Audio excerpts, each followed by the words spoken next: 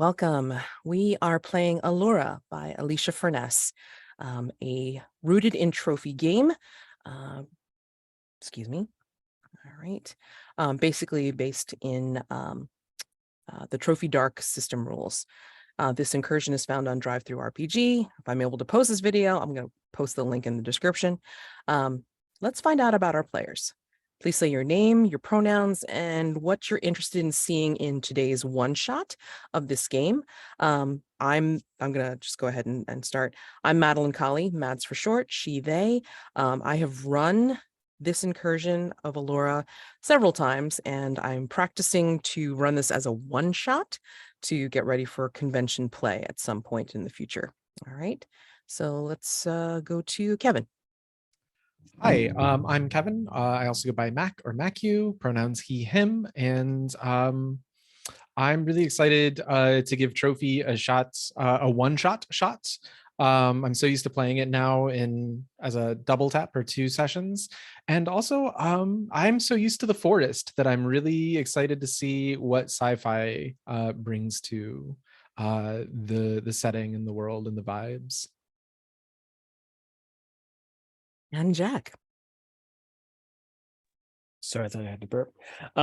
Yes, Jack. Just Jack is fine. Any pronoun is also fine. I don't care. And I'm excited for all the same things that Kevin is excited for. I don't go to space a lot. I've never done this as a one shot, so we'll see what happens. Awesome. All right. So we're going to do a quick CATS, which is concept, aim, tone, and subject matter. All right, to make sure that we have our expectations all on the table, and then we know what to see for this particular game. Concept. Trophy Dark is a role-playing game about a group of doomed seekers entering the haunted spaces of the world. Allura takes place in a world where a hired team is tasked with disconnecting a battleship from a network in a far-flung future and finding only darkness, possibly their own. Aim. The seekers are motivated to secure their wants and needs during this mission, but they are doomed and most likely not able to achieve their goal. Instead, they are very likely to die by the end of the game, and watching how they go out is part of the fun. Tone. This game will be R-rated. Your characters are risk takers willing to make dangerous choices. The game will likely be violent, terrifying, and include scenes of bodily horror and loss of self-control. My usual media touchstones are Event Horizon and Prometheus, the movies for this game. Subject matter. The game is highly collaborative and improvisational. Players have a lot of say over the world itself and can introduce story elements that no one, not even the GM, was expecting, and play moves between the fiction and the metagame frequently. The game runs best when everyone feels comfortable offering up their ideas. It uses 6-sided dice of 2 colors, light and dark, to determine the outcome of risky actions. Because this is a horror scenario, we will be using safety tools to keep everyone safe at the table. We have the open door policy, explicit permission to leave the table at any time. We won't ask why, just confirm if you'll return after a bit or completely exit the game.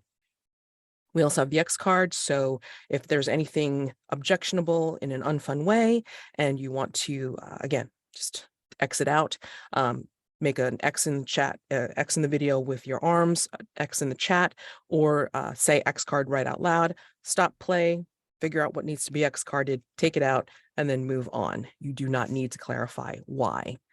And then finally, we have a character keeper, which has our lines and veils.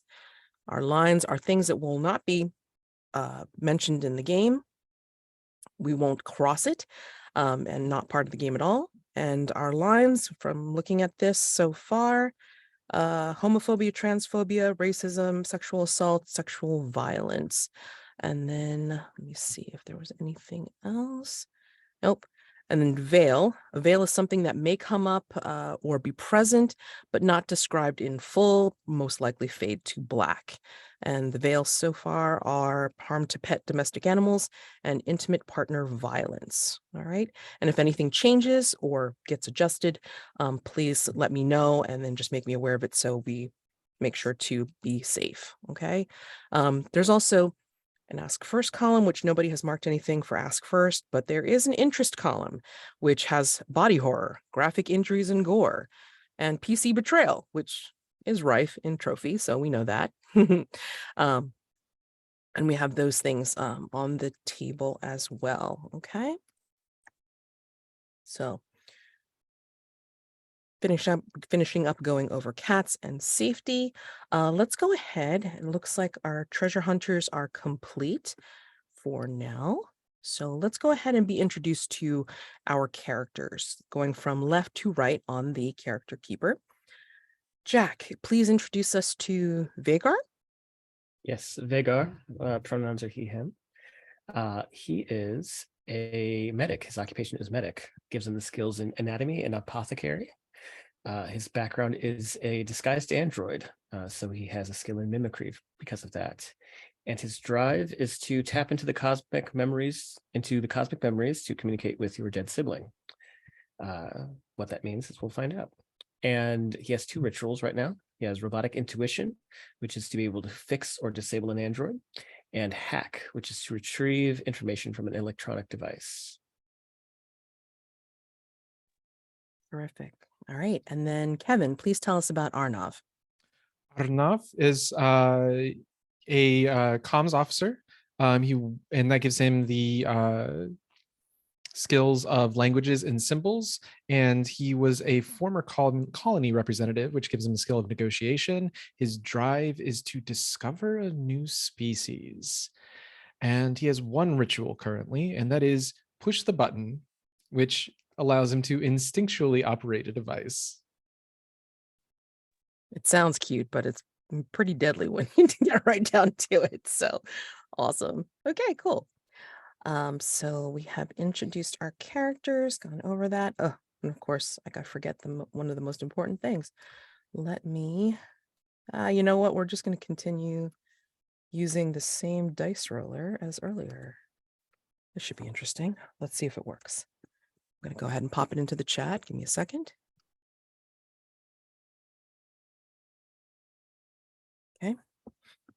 And if you guys want to go ahead and make test rolls, enter your names, your character name, excuse me, and then go ahead and make some test rolls just to be sure that I can see it.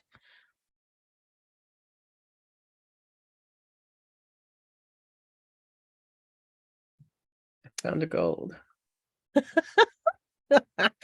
See the found gold. Oh my God, that's amazing. And my ruin goes up. It never happens in my other gold games. I know, right? It's like you found 0 gold. God damn it. I get it. Oh my God. Yeah. Okay, cool. So we know it works. Yay. And I'm already in it, so that's cool. Okay. So given that, let's go ahead and the text of the game. All right. So normally Trophy Dark games begin with a poem. This is not that kind of game. This begins with an introduction. I imagine that we see the montage of the shots of space, like whether it's fading in and out of stars and cosmic gas and nebulae. And then you hear a voiceover as meteors fly by or going through an asteroid field. And along with the voiceover is space font that comes up printed on the screen as the person speaks. Allura. The year is 3173, adrift amongst the stars since the ecological destruction of Earth 500 years ago. Humanity has carved out an existence on a group of spaceships and space stations, drifting aimlessly through the vast dangers of space. Life on the cobbled-together fleet is tough, so you signed up for the Rescue Corps after the 3rd ship went dark. The Council of Colonies begged people to volunteer. They needed people to investigate, to stop the spread between the ships. You had no experience. You were just a civilian after all, but they promised to provide basic training. Now you've been called to your first mission, the Council's premier battleship, The Allura has ceased all communication and gone dark. The Council fears the worst. You and your new teammate must get in, disconnect the Allura from the network, and see if you can find the cause before it spreads further through the colonies. No other mission has returned successfully. What darkness awaits you on the decks of the Allura?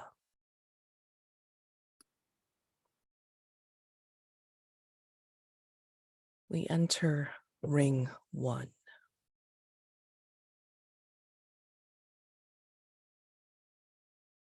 I imagine that you have flown the ship, and you see the silhouette of the Allura as it looms in front of you. And the vehicle bay stands empty and open, and you are able to steer your ship inside.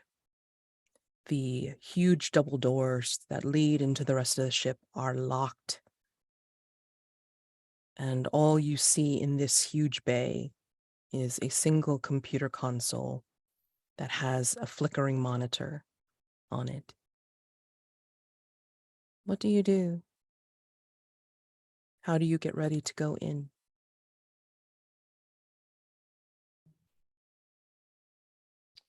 Is the bay pressurized?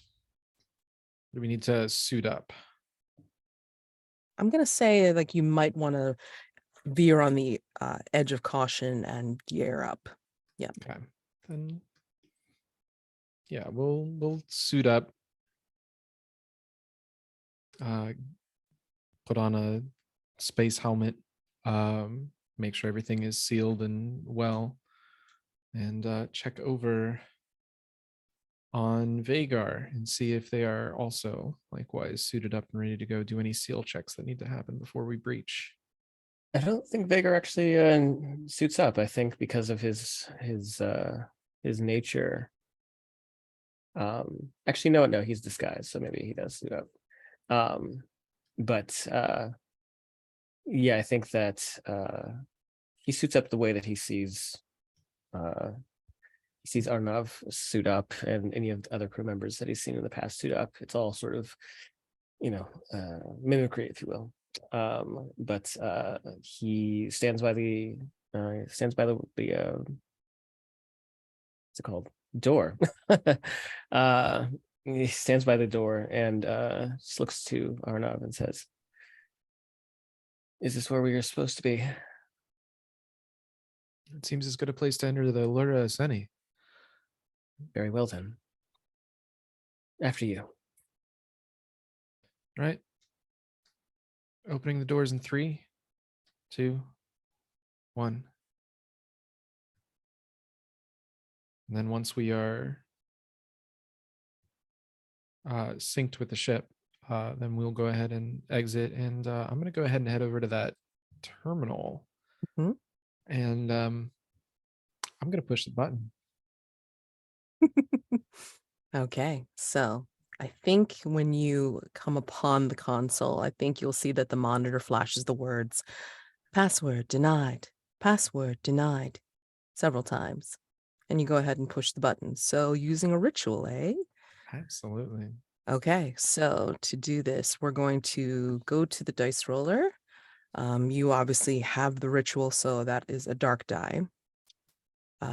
Comms, that's part of your skill. So that is the first light die. I'm going to say that what could go wrong is instead of pushing the correct button, I think you're going to set off some alarms throughout the ship. All right. So to go to the good stuff, which is the devil's bargains, let's go ahead and ask Vaegar. No matter what kind of devil's bargain do you want to offer for that second light die? No matter what, you won't see it when it happens, but it will happen eventually. When you push that button, something will be notified, and it will be curious about you.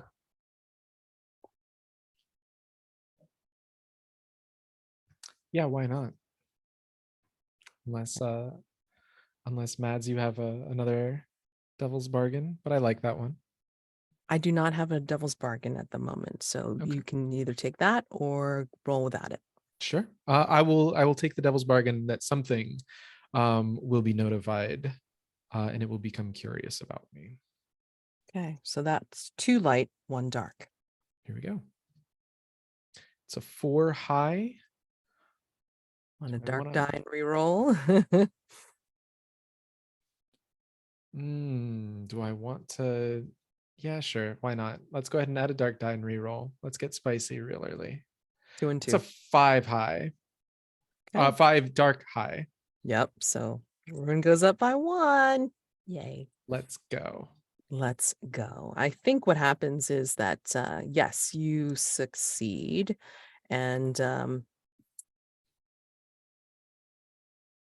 I think there's a little cut scene where you're activating this, and the doors will open, but there is a lone red light that will turn on in a far corner, far away from this particular bay at the moment.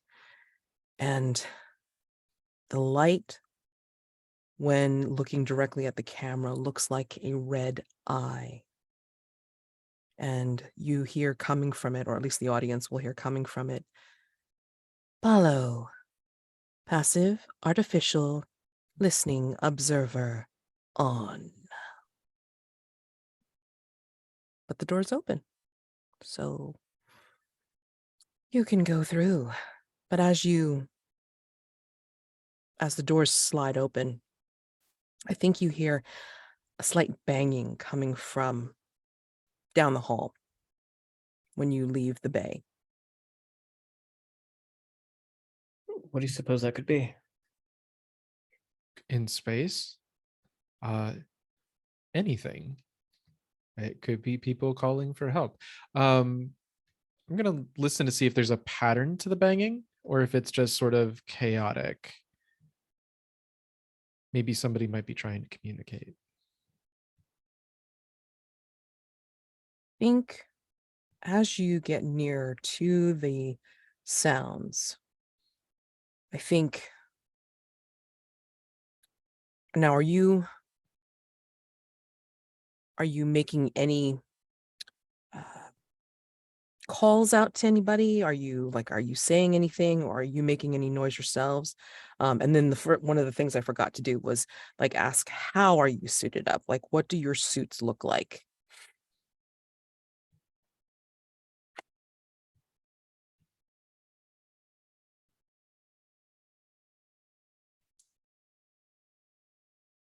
I'm seeing the color orange, Mhm. maybe with some like reflective silver gray stripes on the side. But I'm open. I think Arnav, I think in 3175, the sci-fi future tech is advanced enough that it can kind of just be a helmet, a domed face dome, but the back is sort of more plastic or ceramic. And there is a air device hidden underneath his capes.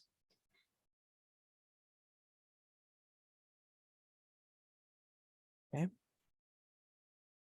I think it will allow you to process any kind of sounds that are coming from here.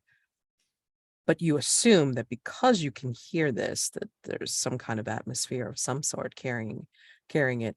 But yeah, I mean, if you're not making too much noise, then I think you will find it more random than actual, rhythmic or anything like that.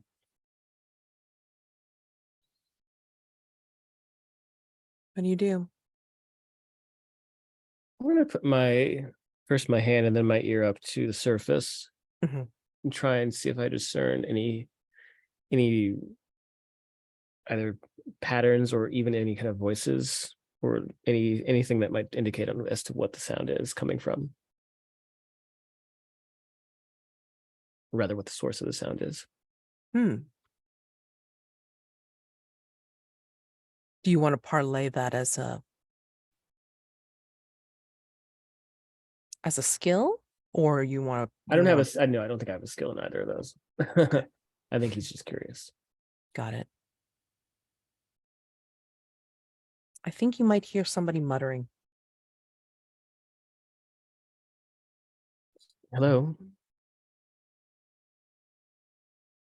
And you hear it fall silent, as if realizing that they are cornered in the bay. If you can hear us, all you have to do is knock. We're not pirates. We're not anything worth fearing. I'm a medic. If you're sick, I can help you. I think you hear from behind those doors, from that particular bay door, I think you hear somebody saying, "Like hell you're not. Bet you're androids. I've got a weapon." And what if we were?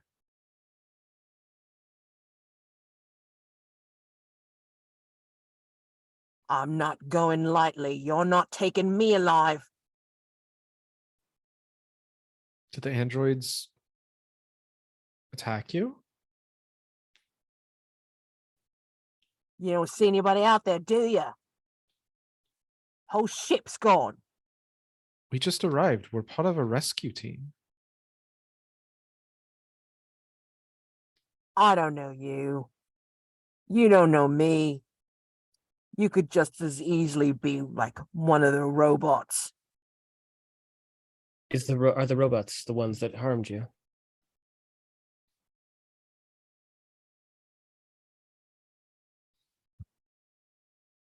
Silence. If you just And open up, we can examine you if necessary, or at least provide assistance in getting you communication. Those are both of our specialities.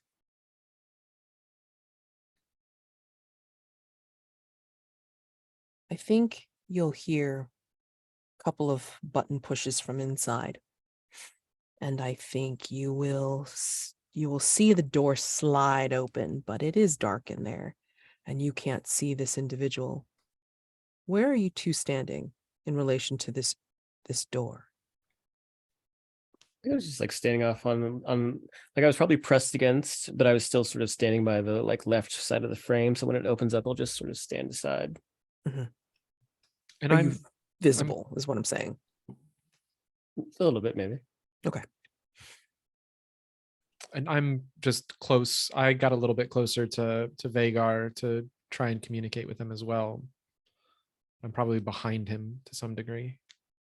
Okay. Yeah, I think emerging from the darkness as there's like some dim light coming from the hall going into this bay. I think you'll first see like the end of a pistol being held by shaky hands and a uniform similar to yours. Maybe not orange, maybe a different color. And someone under a helmet, but their hair is falling in their face. They look haggard. You can't quite tell. Excuse me. You can't quite tell, like the person in the suit. And the dome of their helmet is sort of fogged over, as if they've been breathing hard. Are they wearing any like credentials or badges or anything like that? You might recognize like the badge of a minor officer, or like one of the techs, and there's also a name on the front, like in like the laser embroidered font that says Frankel. And do these badges or anything look familiar to either of us? Yeah, I think you'd recognize, like, the badge is like a technician, like an engineer for the Allura. Frankel, is it? Yeah. Step away from the door. Vaegar doesn't, but he tilts his head to one side and says, it's just the two of us, just as we told you.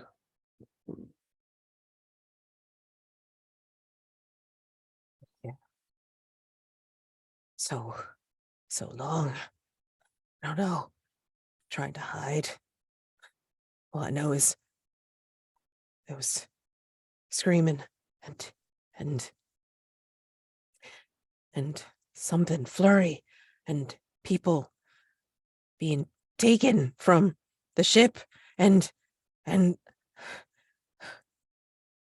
don't know how long I've been here.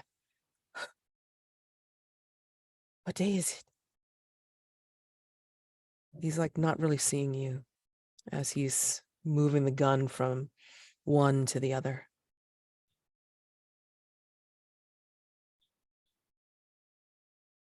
We'll give him the calendar date, whatever it happens to be. I assume that might be a shock to him, though. Yeah. I mean, he is, you see him like, start to shiver and shake. In there for at least 2 weeks. Two. 2 weeks. And he proceeds to like eyes roll up in his head from what you can see underneath his hair, and he falls down on his knees and then slumps over face down. Try to like catch him in my arms before he hits the ground. And he drops the gun and Try to like lay him gently on his back then and take off his helmet. Yep. As I'm looking him over, Mhm. so he's playing gold. I was like, can I do a hunt roll? But no, but I would like to sort of look him over to see if there's any sign of physical injury or any sort of like, like technological docking bay or something like that to like download his memories or something. Yeah, no, he is he seems human, and he is fluttering in and out of consciousness, like literally like his eyes are like fluttering open and closed, and he's just like, you can tell he's malnourished, probably dehydrated as well. I mean, like, for like a cursory examination, like you can tell like he's suffering from just not even being able to Malnourishment. sleep. Okay. Yeah. And he actually like murmurs something, and it's continual.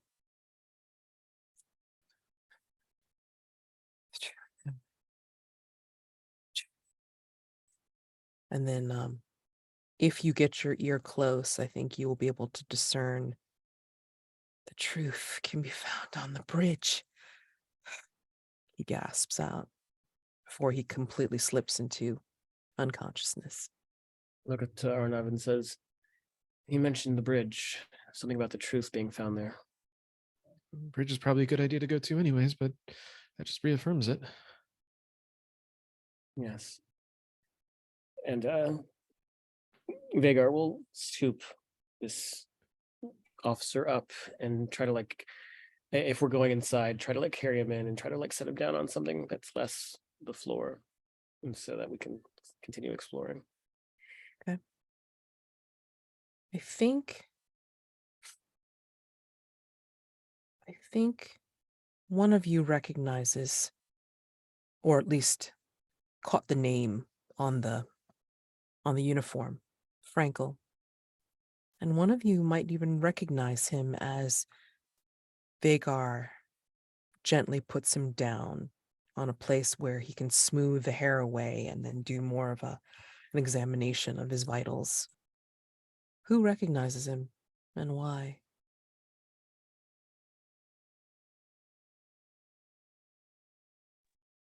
I'm gonna vote Arnav.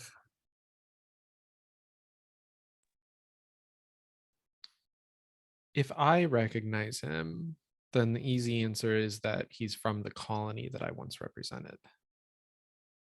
Or colonies have lots of people on them, so he was probably also somebody in the government. As to why he's suddenly an engineer on a battleship, there's a story there, but that's my suggestion or my offering.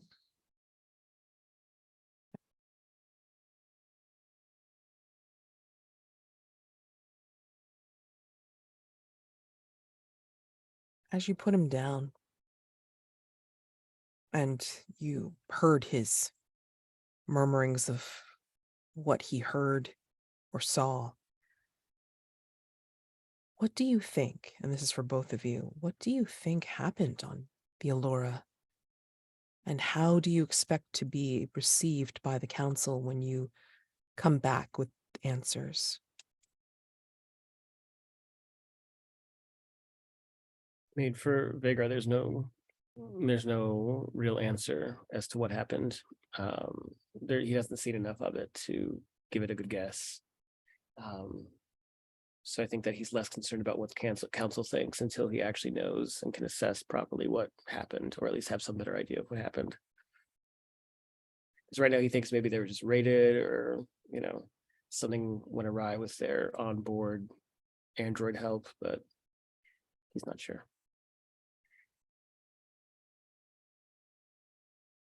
The only kind of lead so far was Frankel talking about the androids in a way that certainly suggested hostility between them and identified it as a group.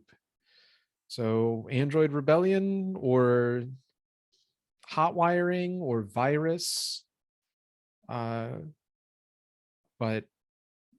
the current running theory is probably want to avoid androids right now. As for what the council is going to think, if it is an isolated incident, like a workers' strike gone extra, maybe they'll be able to bury it. But the Allura being lost, their battleship, is not a good look for anybody. If it's a virus, then it has to be contained before panic sets in.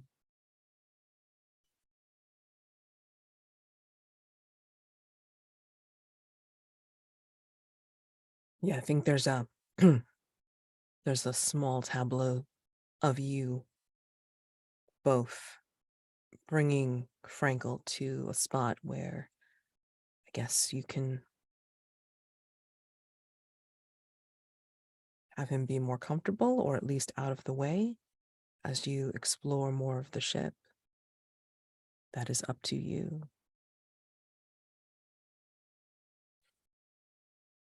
And maybe one of you will bring up a holographic schematic on your on your wrist console, and be able to see what there is to see here on the Allura as the hologram illuminates your faces. And thus ends ring 1. We shall go on to ring 2.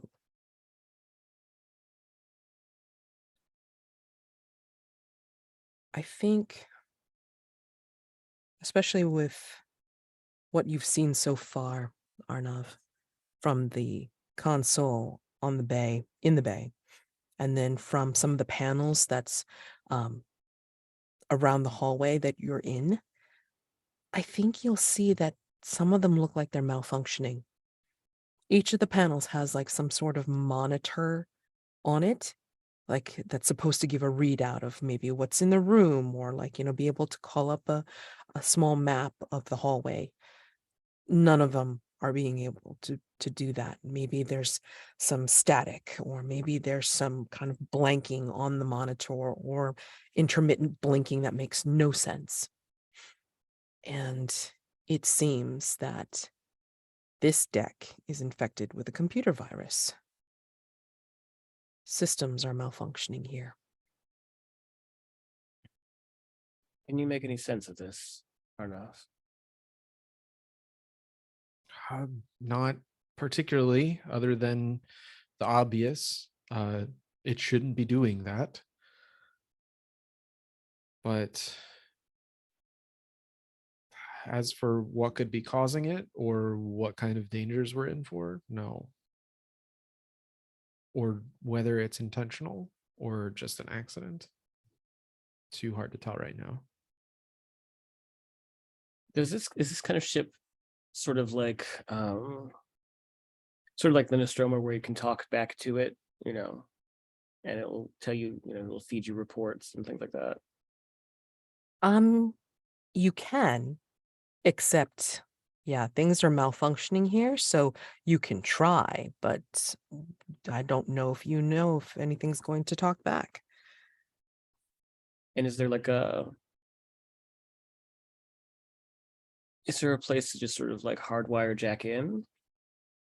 Yeah, I think if you go if you go further down the hallway, I think you'll see like there's like the like each deck will have like sort of like a main console panel where it'll have like a 3 monitor setup with like, the um accompanying buttons and switches to be able to, call up information as needed.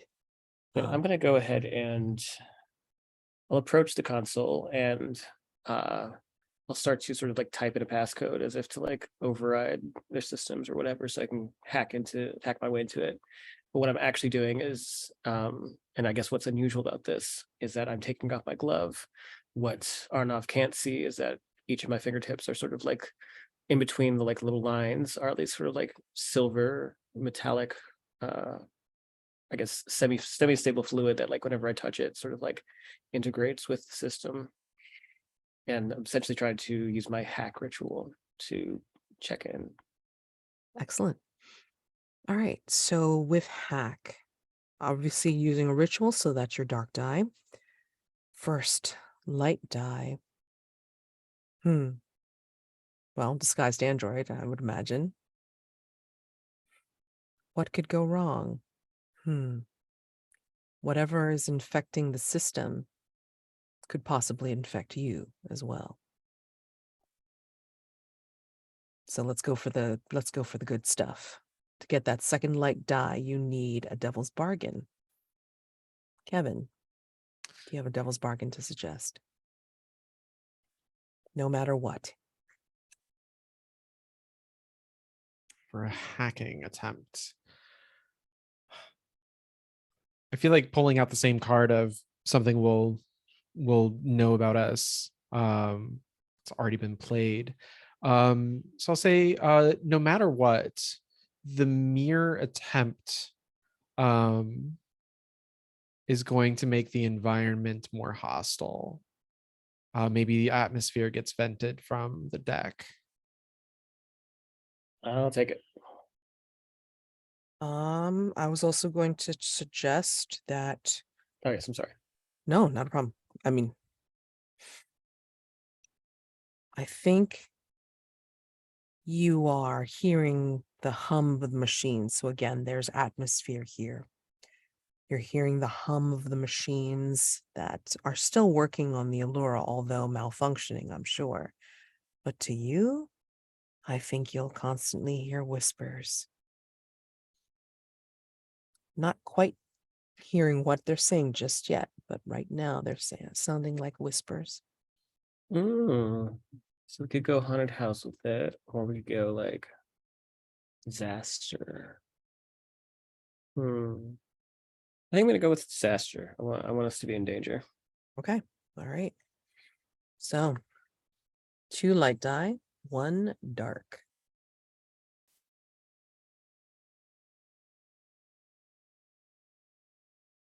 Five dark. Okay. Goes up. Ruin goes up. All right. So you succeed. And what did you say exactly was going to happen? Like you're saying that the atmosphere is going to vent? The atmosphere of the deck Okay. on the whole deck is going to vent. Right. I think you hear that very familiar as like big vents open, and then you start to feel like the very strong tug of wind along your uniforms, and it starts to become very difficult to stand upright, as it seems that the atmosphere is being drawn down the hallway, almost taking you with it. Only the mag boots that you're wearing seems to kind of keep you where you are for now. Seems I wasn't able to fully override the security system here. As this is happening, what is your greatest fear?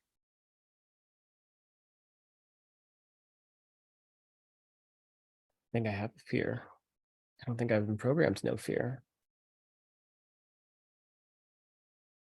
Well, surely that the possibility of not being able to communicate with your, when you say sibling, does it mean someone of your same make?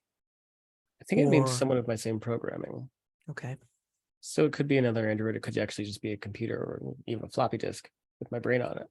Mm. But I think it just means someone who has the same programming that I have. And so while I don't think I know fear, I don't think I can contextualize it or have like, kind of existential understanding of it. Hmm. I do know that there is a sense of at least urgency to make sure that Arnav is safe, because though I can't die, he certainly can.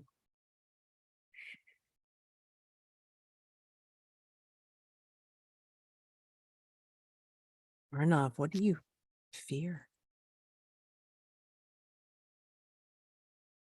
Because of his work in space, um, I think it's just controlless drifting. Um, being out in the open void and having no contact, no tether, no control, and just drifting.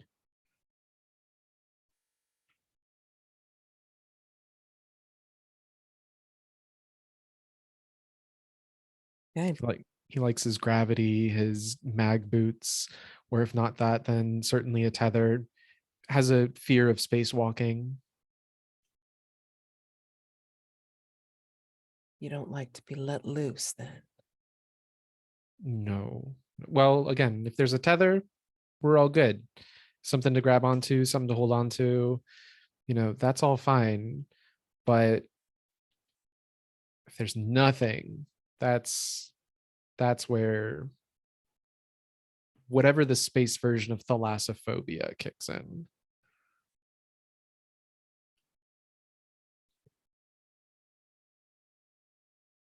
Yeah.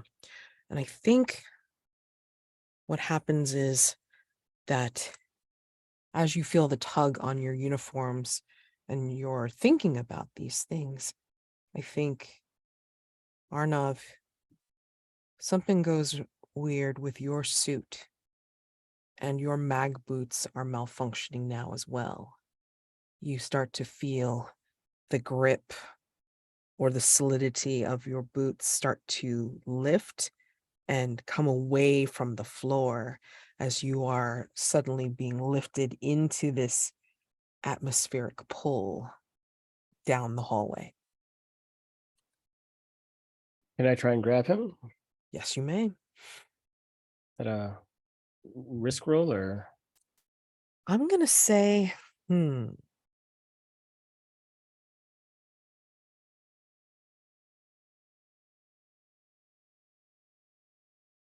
know what? Let's have the fun for everyone. I think you find that your suit is also malfunctioning as well. The mag boots are no longer working. So now you're both gravity challenged, per se, and being drawn down the hall.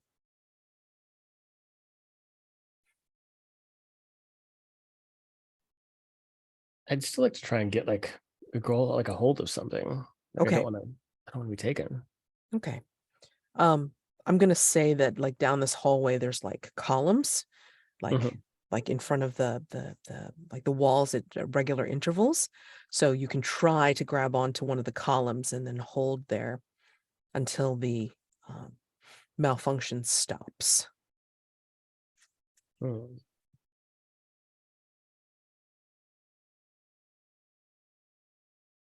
And as this is happening, I think you hear distantly,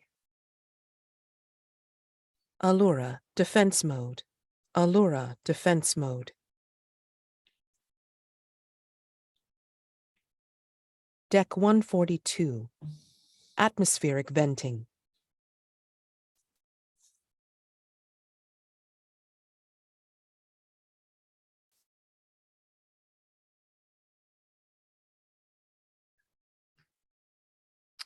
Yeah, I think we'll also try and grab onto a column as we pass by, or a handrail, or anything that we can try and grab onto. But I think we're in full on panic mode. Yeah. I think.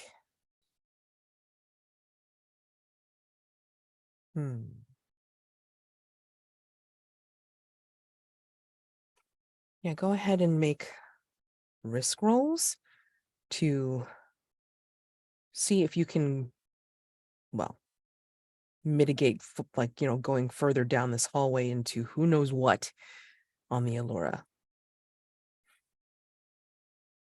I'm going to say that it's dangerous enough that if you go too far down the hallway, the way these decks are built, it's like you're in a hallway that can look down upon the many layered decks of this place. And so if you go too far, you could slide off of this particular hallway and fall many stories down.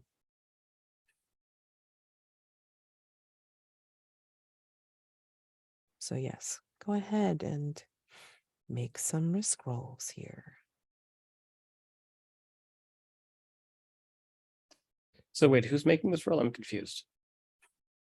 Well, both of your mag boots have failed in some sense. So I mean, you can try and grab onto something to try to make sure that you're not going to fall off of this particular deck to, again, fall further below.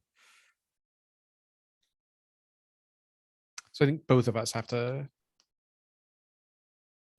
Okay. Would it be possible to just, instead of rolling a risk roll for myself, just to do a help roll for Arnav? Sure. I am perfectly happy to do that. Or the vice versa, whichever one. Yeah. Yeah, I think Arnav's boots like failed first, so you Okay. can go ahead and do a help roll for him. Okay. Yeah, I'll do that then. Okay. I don't think I have a skill that would help in this situation. I can't negotiate with gravity. Right. Um, Then definitely a risk to body. And okay. possibly mine too, because I mean, like, you're worried about being untethered. Yeah. This is about as untethered as you can get, for sure. So that's one dark die, light die. Dad. Yeah, Gotta be a devil's bargain. gotta be a devil's bargain, sure. I mean, we already know what's gonna go wrong. So no matter what. Yeah,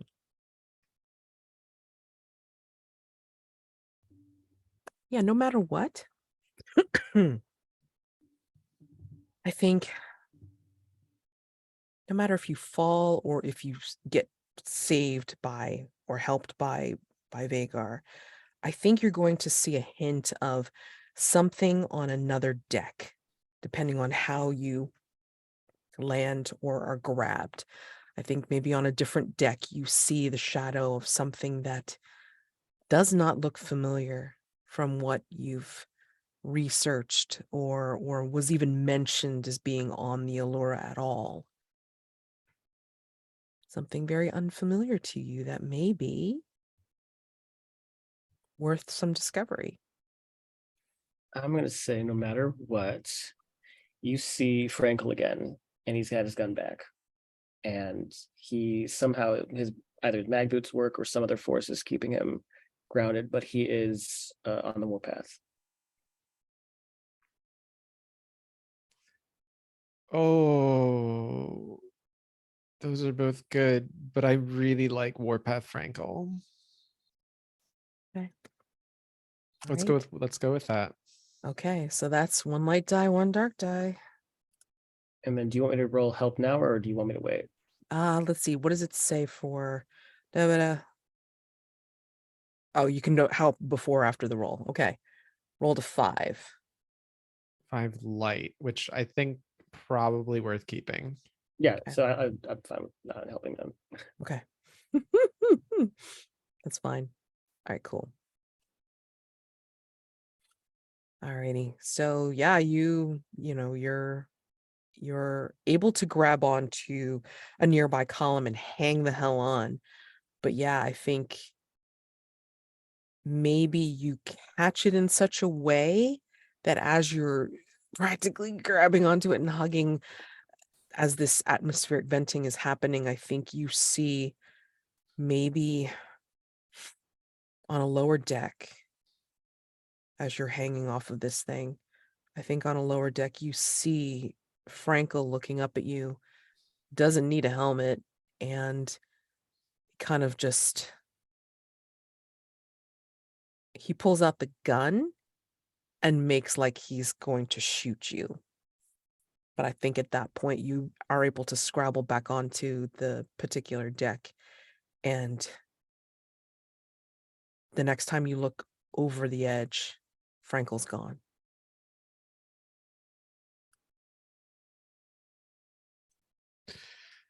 Frankel was down there. I think he's going to shoot me.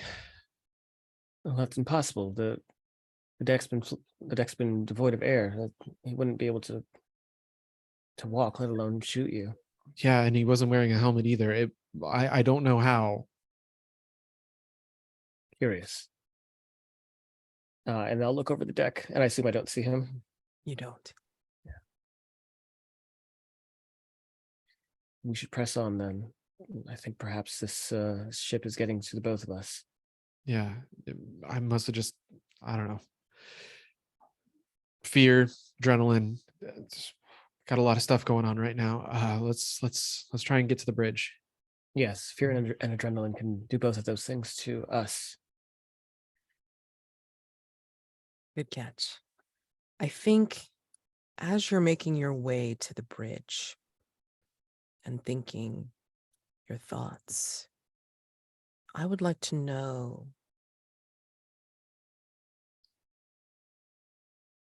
why you are here. Exactly.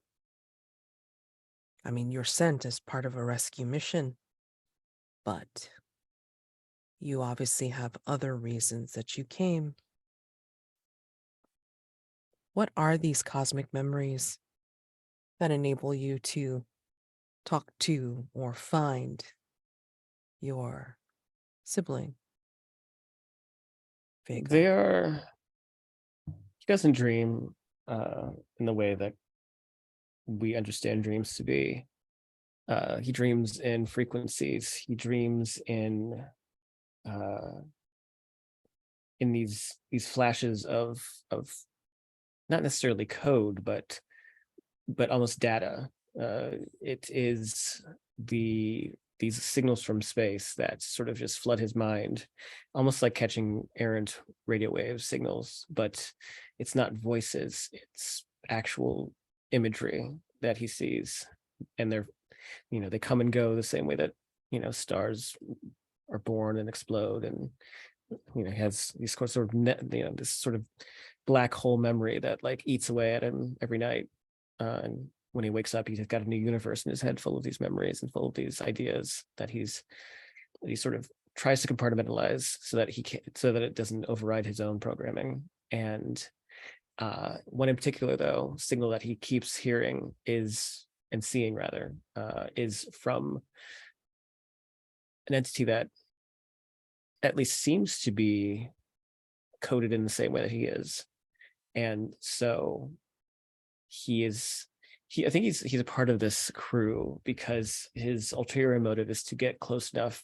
He's sort of maybe behind the scenes even been manipulating the travel logs to get us closer towards the source of the signal, the source of these sort of flashes, these waves that are emanating from whatever source he's trying to find.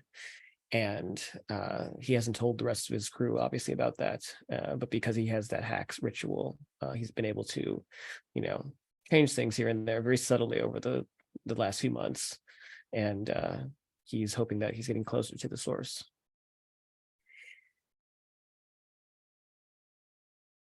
Arnav? Arnav. What's the fascination of, or the desire to discover a new species?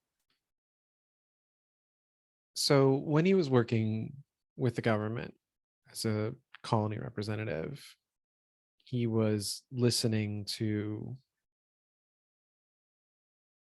pirate radio of some kind, just a little hobby, learned how to do it back Earthside. And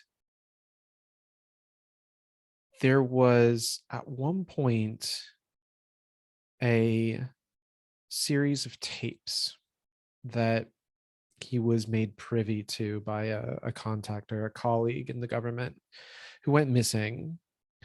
But before he did, he talks about these series of tapes that the government had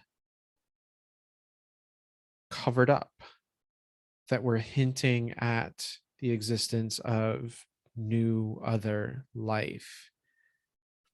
So really the question is, why was the government covering it up? And if you could just find evidence of this new life form or new species, he could blow the whole thing wide open.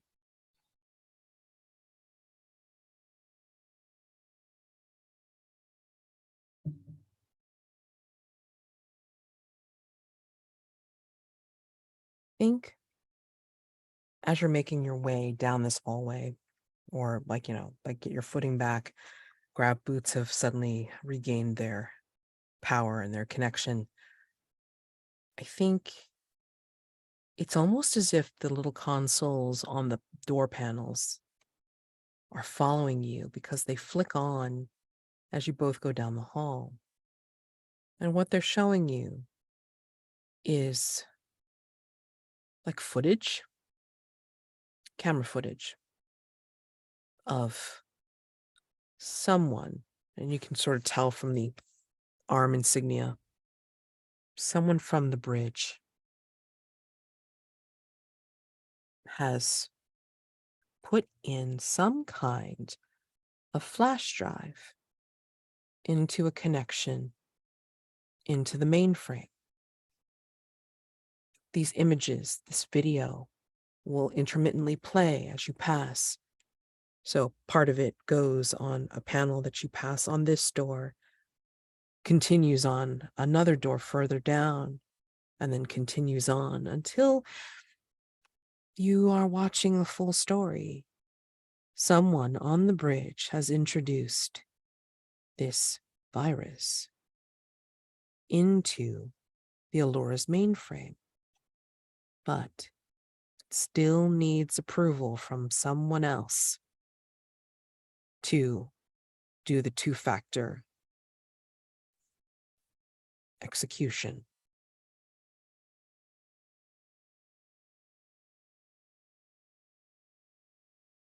Who was that first login to access the computer?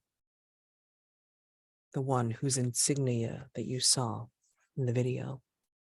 Who was that?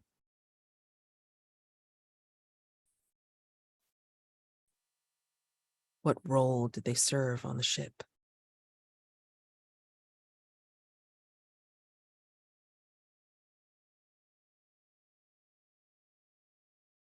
I'm going to say that they were the comms. I was thinking the same thing.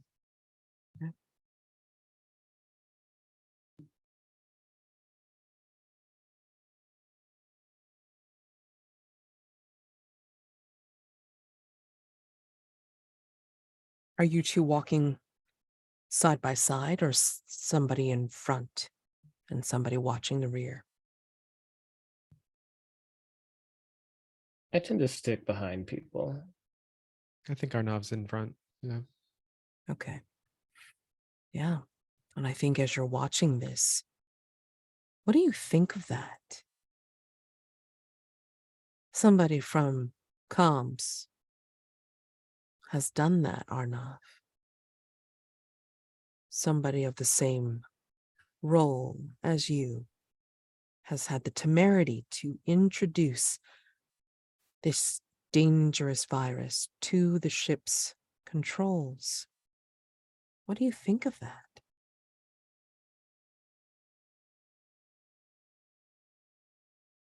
I'm curious. I mean, why? What was he always anti-government or anti-military? How did he get a role on this ship? Is he in full control of his faculties? Is How is he being coerced? There's a lot to think about with that. And Vaegar, what are you thinking, if anything, about this, seeing this footage? He's thinking that it's remarkable that the man in this footage has the same exact uniform as Arnav. Can't see his face, but the build, the uniform, the way it fits seems very, very similar. Almost identical.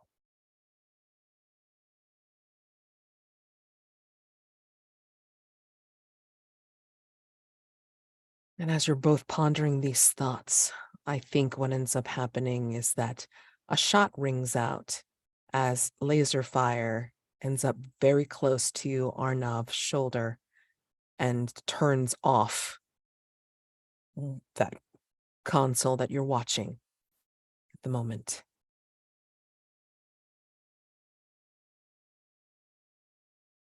And when you both turn to look to see where the laser fire is coming from, it is Frankel with his pistol, and he is aiming again towards you.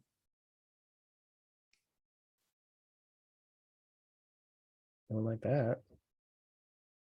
A red light flicks on almost on top of you, which looks like a red eye, and you hear just above you, follow, passive, artificial, listening, observer, on.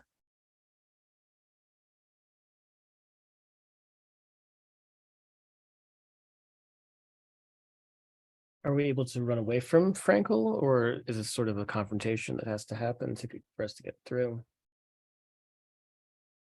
I'm going to say that at this point, the first shot goes off. You look, you see it's Frankel. And he looks like he's taking aim again. But I think what ends up happening after the monitor gets shot at and flicks off is that a panel shifts in the wall, thereby separating you two. Arnav gets pushed into a room, and Vaegar, you find yourself in a completely different hallway. You two are now separated. Thus ends ring 2. We're going to take a 10-minute break. So we'll be back at the 26 mark. Okay? So.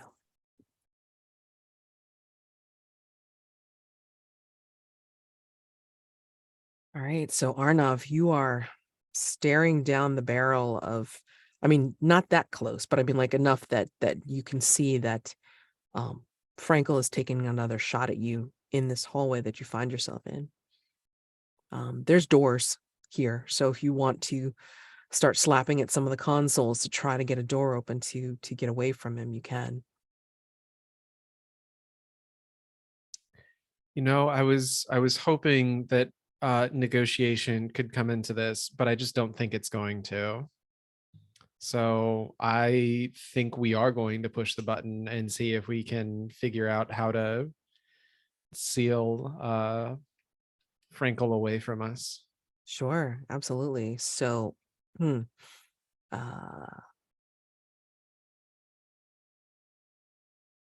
ritual, so dark die, sorry. Comms, I guess, maybe? Or we're just gonna go with like no real. Possibly. Well, You give it to me and like, parlay me. symbols maybe, but only if like But it's if this is written in a language that Arnav understands, that doesn't really. No, I think we're gonna have to go for a devil's bargain if we want a light die here. Okay. Well, how it can go wrong is if you get shot again. Yeah, that's Like, true. for real. And yeah.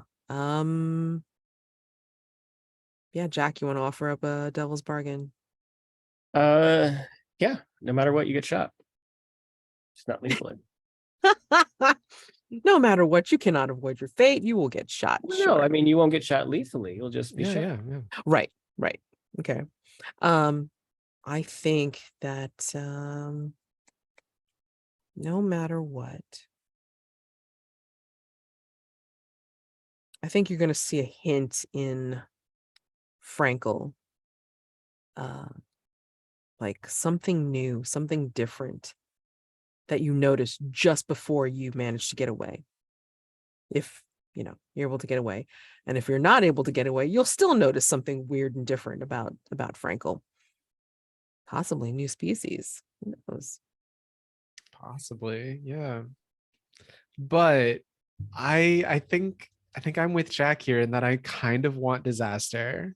Okay. So I think we're gonna go the disaster route. Okay. Also, this deck is vented. So if I get shot, that's a suit breach that I'm gonna have to patch up probably. Or, Mhm. Find a way to pressurize the room I'm in. Sure. Okay. All righty. So yeah, one light, one dark. That's 5 high. You want to add a we dark die reroll? gosh, we haven't had a 6 in like the amount of time it takes for a gold roll to look bad. I guess the afternoon got lucky. I don't know. I mean, Yeah, that's how it works. But in that light, I They think took I'm all our gonna. sixes. Yeah, they did. So we did. I think I'm gonna let the 5 stand, knowing Okay. that. Okay, that's fine. Oh my gosh. Holy shit. Um, complication. All right. So yeah, you succeed in pressing one of the buttons, one of the panels into a place where it's not only like a room that you can seal from the inside, but it also gets you like you can see the levels in this room from the console that's next to it, from the panel that's next to it, and the monitor is showing like like fine atmosphere and enough gravity to at least feel like you're getting a bit of a respite. And strangely enough, you don't hear any more shooting or banging on the door, even as you set it so it's sealed for now until you decide to leave. So you can take a bit of a break here as we go over to Vaegar. Vaegar, you have found yourself into a hallway here that has completely separated you from Arnav. And down this hallway, you are seeing that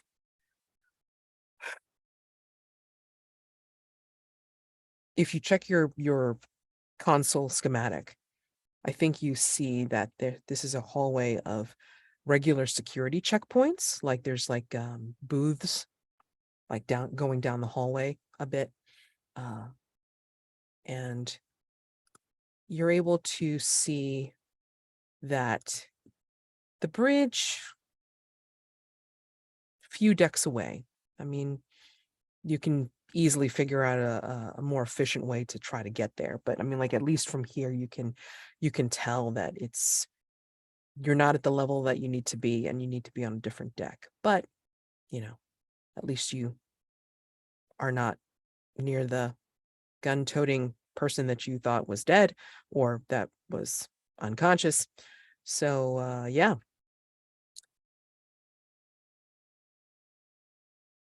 As you're making your way down this hallway, though, I want to say that you hear that signal.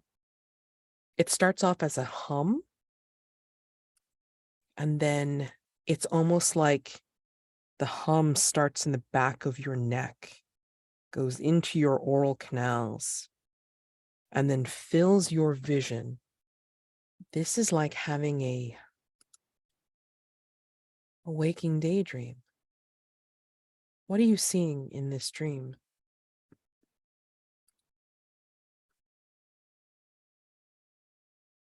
I think he's seeing what is sort of programmed to be happiness for him, which is a happy crew. And so he sees in this moment like the entirety of the space sort of dissolve into bright, well-lit corridors. He sees a pleasant crew walking past him, interacting with each other. One of them waves hi and smiles, and he looks back and watches them sort of disappear into a shadow.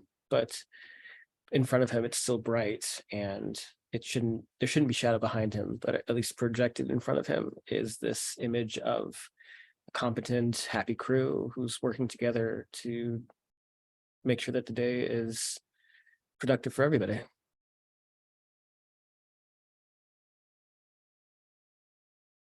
I think unbidden, I think you start to think about,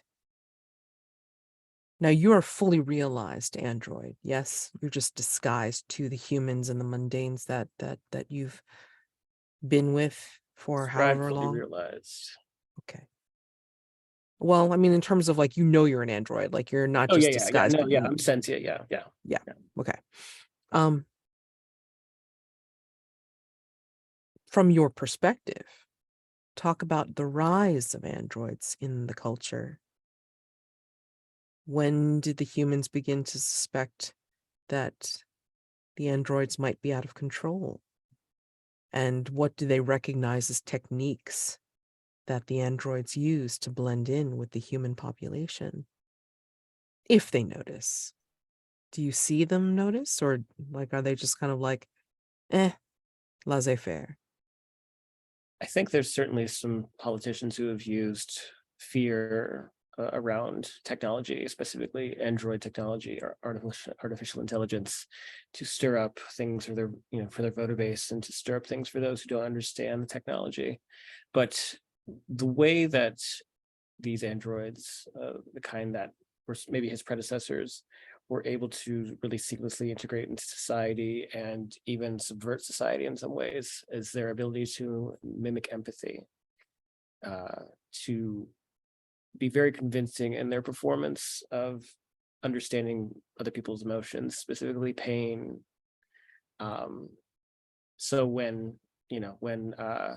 as a medic, he's had to adopt this idea of compassion. It's not native to him, but he's been just saturated. His programming has just been saturated with these and these implanted ideas of what compassion means, especially in the medical field. And that was the case for a lot of these androids, and they were using that to infiltrate into higher forms of government, into corporate positions, into the upper echelons of existence and culture. Certain people didn't like that. Certain purists didn't approve of them being integrated in that way, and so there's pushback.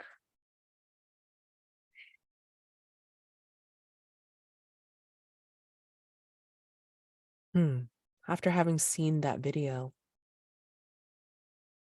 do you recall that there's a particular item that Arnav might have brought that makes you suspicious of him? Aside from the patch, I think it's the very unique console that that he wears on his gauntlet, on his glove. I imagine that he's very accomplished at what he does, and so he's been able to customize it to fit his needs in a way that makes it completely unique to him, even in the visual appearance. And so I think that he sees notes of that in the construction of it.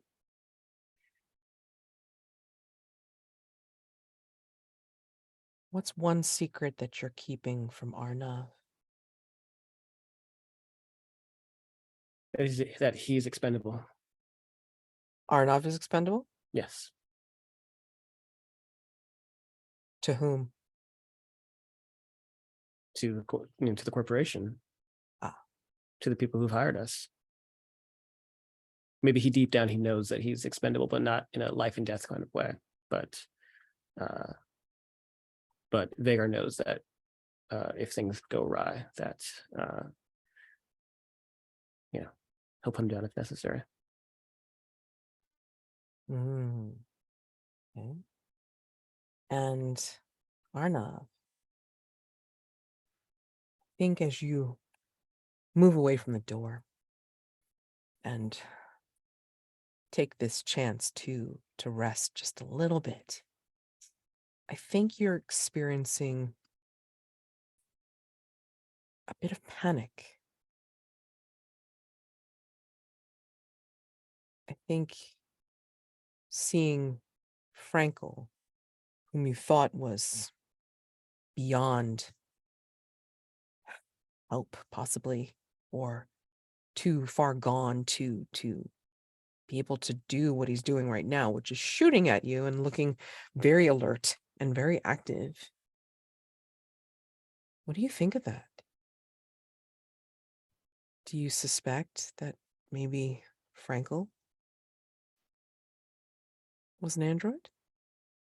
I think the one that shot at me was. I think the Frankel that we saw in the ship bay might have been a human. And the Frankel that shot at me is one specifically designed to impersonate him.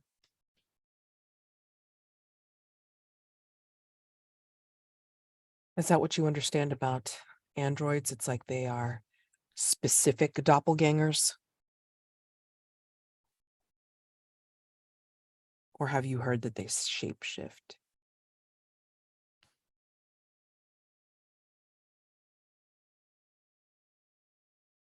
That's a good question. I've heard that they do not have like the ability to transform their skin or to mimic clothing. All of that has to be done analog. They can change their voice, a couple things like eye color, but everything else has to be actually constructed. They have to disguise themselves just like a human impersonator would.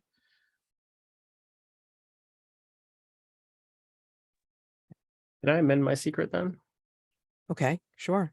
My secret is that I'm a new model, Right. and I don't need to do all that to mimic.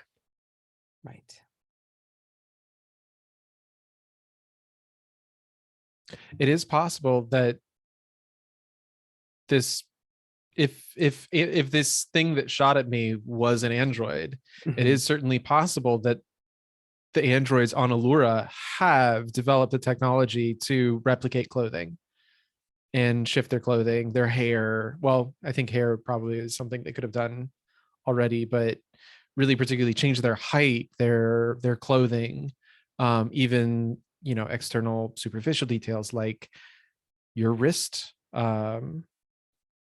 terminal, your little computer that you might have designed specifically and modified as a comms officer because you're proud of it.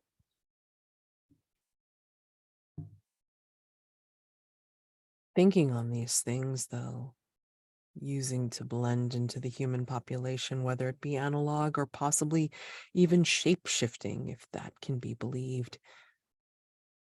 What is one item that Vaegar might have brought that makes you suspicious they might be an android?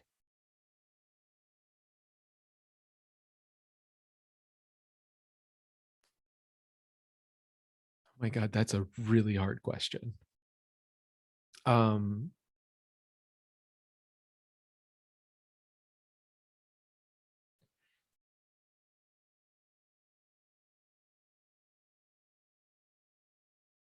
I think something in their hygiene kit, like a grooming kit, a comb, or specifically possibly a comb, because androids should be able to grow out their hair like a chia pet. Just they get to choose their own length and color, whatever they want. but the comb in Vaegar's grooming kit when he was trying to mimic, just normal human body care, like it's a really like antique comb. Everybody else is using, plastic models, and this is like made of some strange material that nobody uses anymore.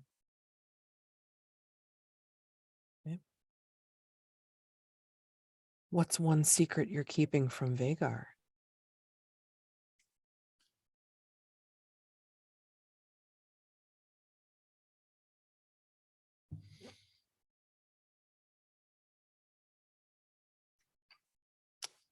Secret that I'm keeping from Vaegar.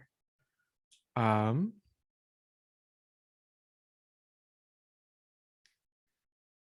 don't want to say that I know he's an android. That's so too easy.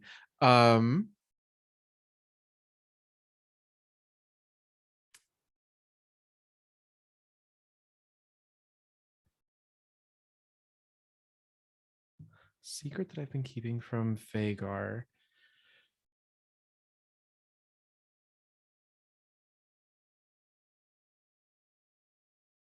Gosh, I don't know.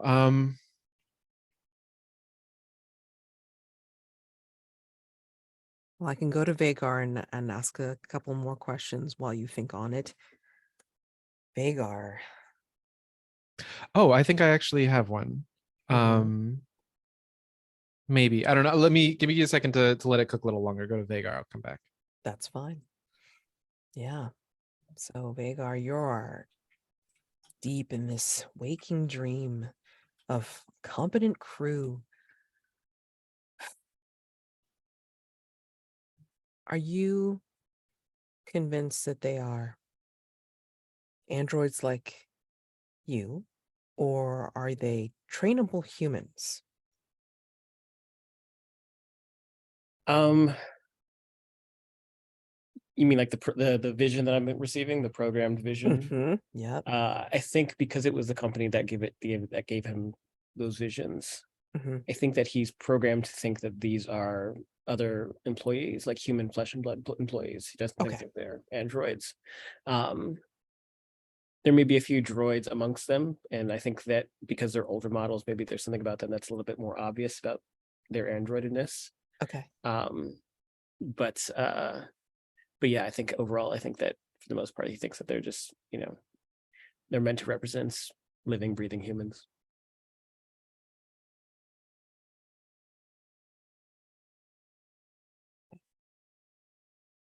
And then why this specific mission, though? Coming on to the Allura itself, why not one of the other rescue teams or even one of the research teams that, would be coming out in this sector of space? This was the one that was closest to the dream signal. It's the one that's closest to the dream signal, and he couldn't allow anyone else to discover the source because they might compromise it, they might endanger it even. He had to be the one to know for himself what this signal was.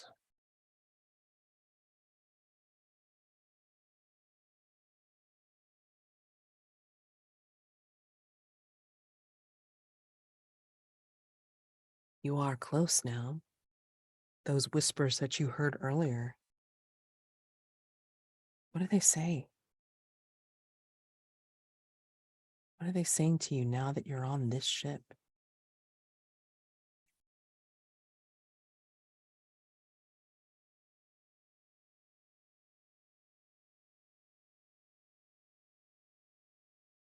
I don't know if they say anything directly to me, but I do think that they're whispers of orders, of of company talk. I think that he's hearing this conversation, but he's not getting the full picture of it. And so he's as he's getting closer, he's hoping to hear more and more about the context and what these plans are that these hidden figures are making. But I think at some point, one of the voices does chime in about new models, about innovations in androids and in android technology. And I think that's what sort of perks him up, because he knows that he's one of those invasions. He knows that he's secretly one of those that can actually shapeshift, as opposed to just, mimicking. Yeah. Okay.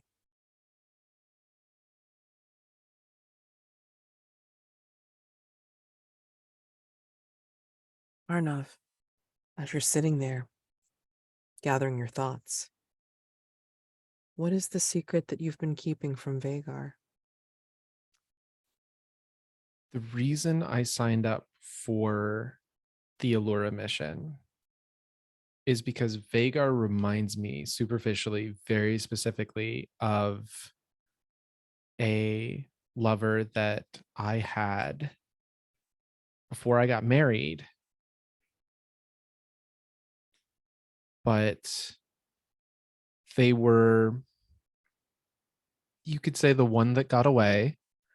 But government duties, we had to keep up appearances, and our actual marriage was for politics. But something about Vaegar reminded us very specifically of that person, and we weren't really hoping anything would happen on the mission, but there was a superficial attraction there. You know what it is? How he talks, Oh, all of how it. he looks. Everything just comes down exactly the same. It's just as if Vaegar had walked right out of my dreams. Height, posture, cadence, voice. Every now and then he adds something to the end of a sentence that just is so exactly the same. What's your lover's name?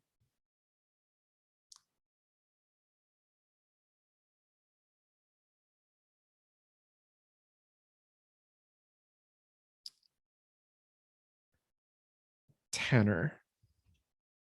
TAN''R.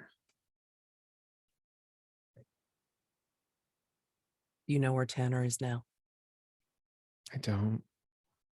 I wrote him out of my life when I got married, thinking that it was going to be, I would never think of him again. It's like growing up, taking on responsibilities. I had things to do. It was important. I had to put all that stuff behind me.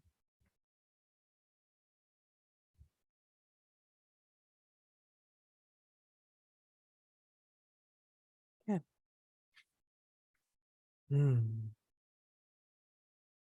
I think as you come out of your reverie, listening to the whispers and smiling to yourself, Vaegar, and Arnav, as you catch your breath and come out of your remembrance, your reminiscence of Tanner, I think the ship has begun to hum in a different way, and you can hear a slow, incessant beeping that is somewhere in the distance, and shadows of vaguely humanoid shapes flicker across the wall, down whatever hallway you find yourselves in. As you make your way to the bridge, either looking at your console schematic or by following some sign, some signal, as we close out of ring 3. Ring 4.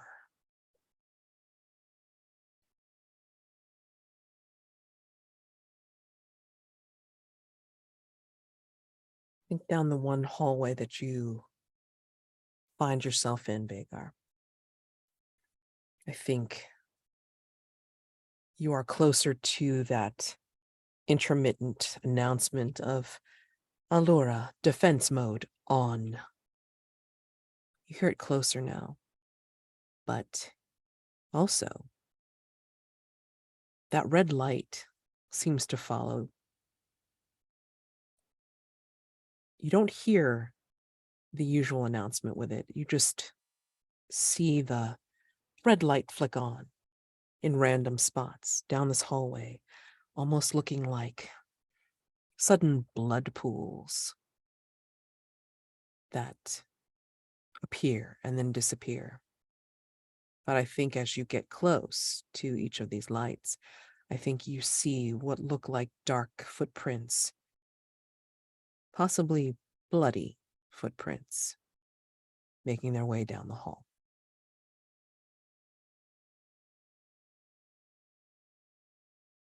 I'll start to follow. I think that seeing blood is obviously both a sign of life, but also a sign of concern because it may not be life for much longer. Mhm. Right. They're taking a kind of a like a zigzag pattern to their step, like as if the person is unsteady on their feet and Yeah. not able to walk smoothly. And I think, Arnav, as you come out of the room, the refuge, you'll see that somehow, as you've been hiding out there, somehow it looks like there was other damage, even though you didn't hear anything that Frankel had done in this hallway. It looks like some of the panels have been torn out, like some of the wires are exposed and they're sparking now. They are, you almost see like little tiny, rivulets of energy kind of like, go from one end to another, forming arcing patterns down this hallway. It's a bit dangerous.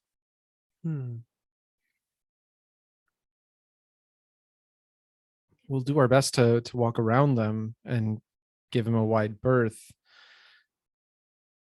But we're gonna try and make our way towards the bridge.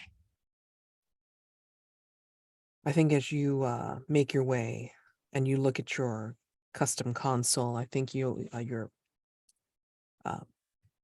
hologram, I think you'll see, just as Vaegar has, that you're on a different deck. Like you need to be several decks over and down, maybe. But yes, you'll see maybe steam blow down another hallway as you're looking over into some of the other layers. Maybe you'll see some intermittent lights blink and spark as well. I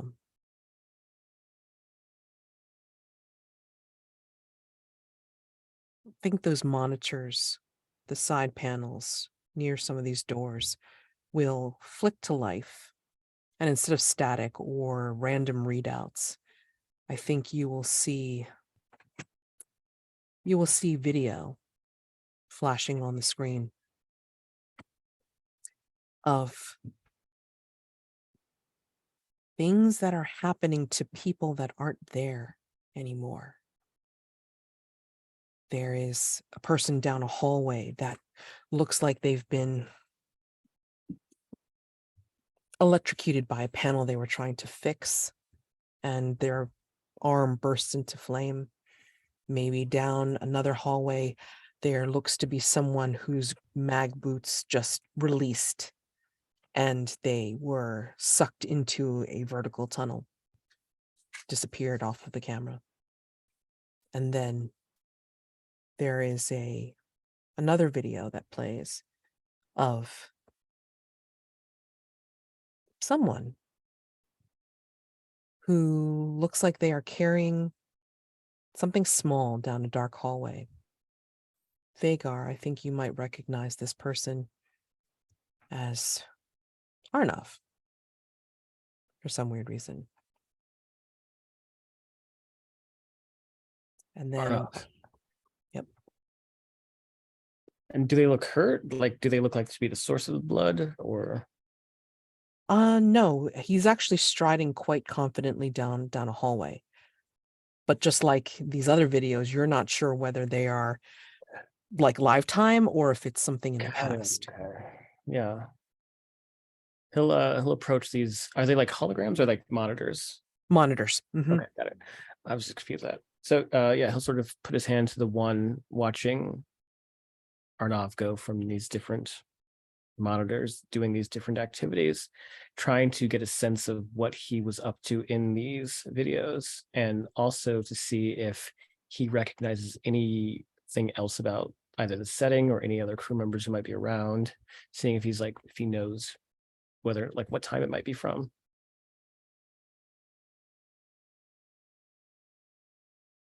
Are you just watching, or are you like actively activating hack? You know what? I was actually just going to watch, but you've inspired me. I'm going to go ahead and retrieve information with my hack ritual. Well, definitely dark die for using a ritual, and then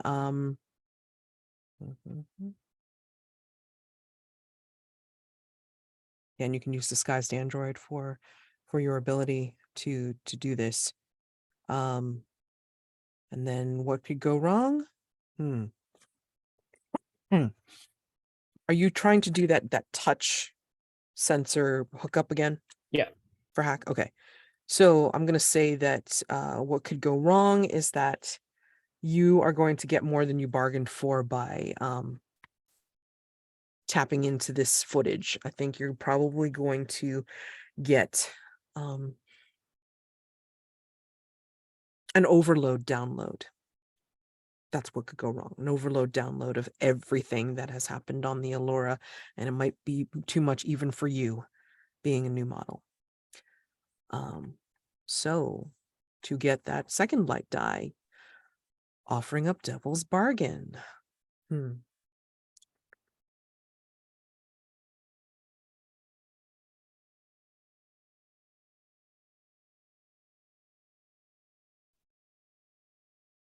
We're at ring 4. I think one of the voices that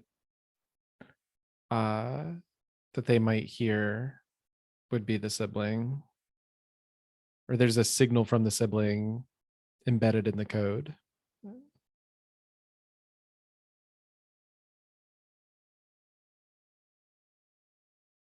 I dig it. Maz, do you have one? Yeah. I'm going to say that no matter what, you are convinced that what Arnav has done, whether he has actually done it or not, I think you're convinced that what Arnav has done will compromise the source, the signal source. Oh, I gotta go with that one. Yeah.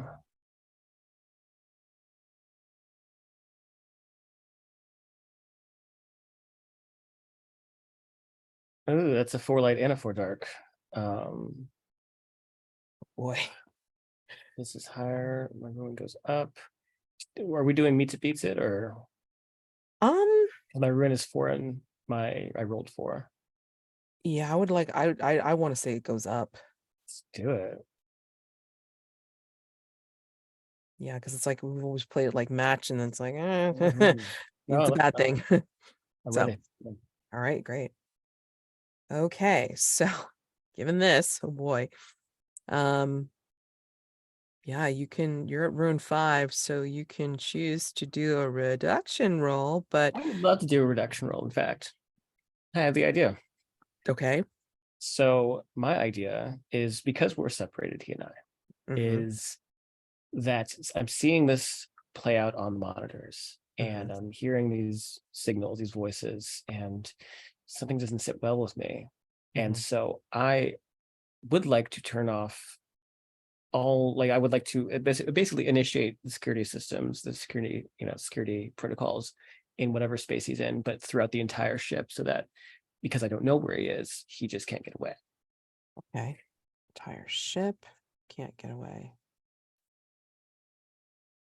Now, when you say not get away, you mean like being able to leave the ship at all? Can't leave. Or Yeah, no, you can't leave. okay. We got to deal with this. Okay. Interesting. Okay. Okay. Oh, wait, turn on. Initiate the system. Mm, I rolled a 2 on the reduction roll, Mhm. which is less than my current ruin. yay. Okay, so it brings it down to a 4, and your betrayal goes unnoticed. Hmm. So tell me what this looks like as you're. I think you can tell, like now that you've patched into the system properly, I think you can actually tell now, like which are the videos that are obviously of the past of what happened to some of the Allura crew before they disappeared, and what is currently live time Arnav. He is, yeah, Do I going say down. that I don't? Because I think that if I did, I would have a better, like I'd be more Okay, logical about the situation. I think the sure. fact that I don't know is Okay. causing me to go into overdrive and to get like all of Ooh. my security measures just are kicking up right now. Okay, well, tell me what this what tell me what security measure that or um things will happen as you I'm gonna leave it to Kevin because he's the one actually experiencing it. I'll just got say it. that like I sort of like put my hands to the console and like where my eyes were once it's sort of like very like sort of like grayish slate blue, the Mhm. pupils dilate expansively and like his entire eyes almost go this black color, and then there's these just like pinhole red glow pupils that start to flicker when he's sort of integrating himself into the system. You're just trying to use security systems um to keep Arnav from leaving. Yeah. Um, probably easiest one is just the doors lock him in whatever room he's in, and just be a pain in the butt to try and circumnavigate. Um, if there are automated defenses, I mean, you can also vent, whatever rooms he's in, which is an easy one because you're an android. Just start emptying stuff into the vacuum of space, but that's if you want to kill Arnav. Um, I leave it to you. I think the easy one is for now just like locking doors, keeping him from getting from one deck or one place to another. Think you find yourself locked into a particular room that you were just using as a pass through to get to someplace else that was going to get you closer to the deck. But all of a sudden, like both pocket doors, both sliding doors, like close behind you and in front of you. And you find yourself in this room, Arnav, that has a pile of shredded papers. There is a pattern to these papers. When pieced together, they form a very long string of computer code. Partially symbols, partially language.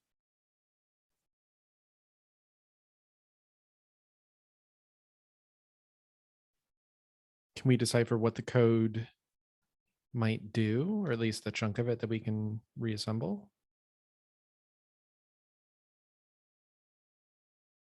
You have symbols. Yeah, You can yeah. use a skill.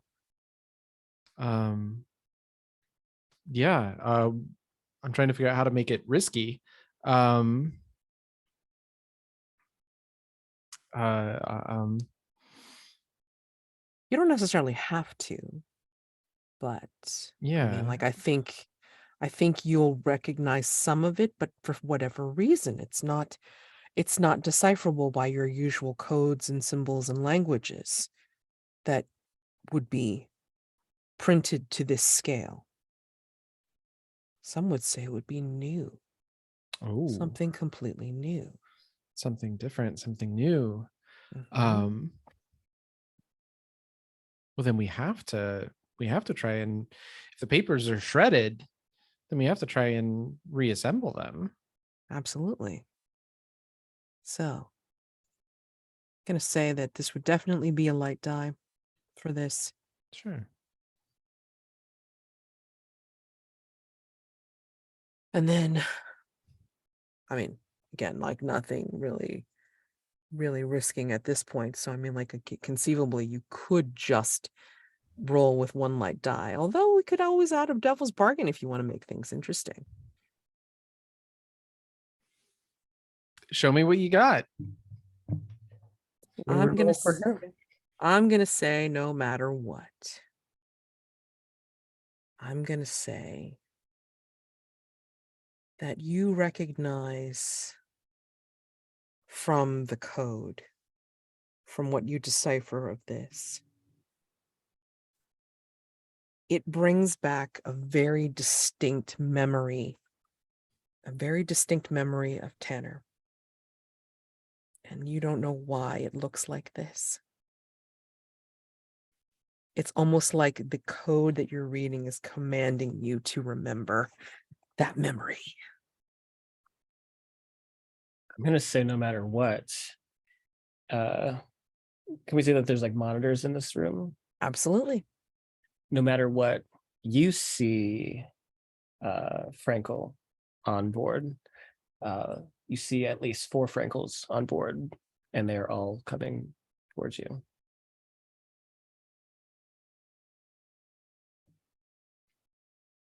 Mads, I know you want psychological horror, Hey, you guys pick what but you guys pick your flavors, okay? You guys pick your poison. I'm just here to facilitate. we'll What do you want? we'll find ways to get psychological horror in, but getting closed in on by a bunch of hostile Frankels is quite a juicy flavor. Okay. All right. All right. Like the tangy punch. All right, great. So yeah, I mean, Just did you too late. roll? Too late. Let's go. Too late. That's a 3. 3. It's You can add a dark die and re-roll. 4 and 5 is the success with complication, right? Correct. Yes. 3 just damn fails. Oh god, then I've got to add a dark die and re-roll. So it's like what, 2-1 now? It's 2-1. Yeah, let's go. Okay. That's a 4 high, and it's 4 high dark. So my ruin is Goes going up. That's fine. We're fine. We're fine. Well, I mean, I think seeing like the 4 Frankels doesn't help any, and that's why your ruin is up for sure.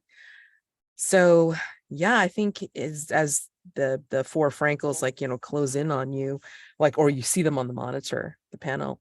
I think like, you're looking at this code and you are seeing something new.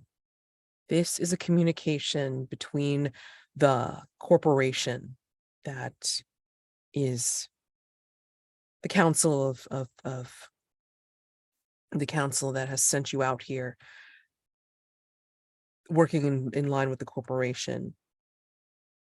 This is a communication between them and something that they've discovered, something that they've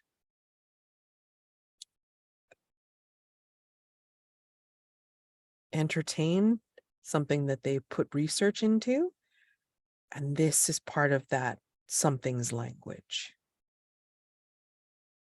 At least this is what you can piece together in the quick amount of time before the Frankels have converged upon your location. And you hear them in an echoey version all at once saying, "Come out, come out. We know you're in there."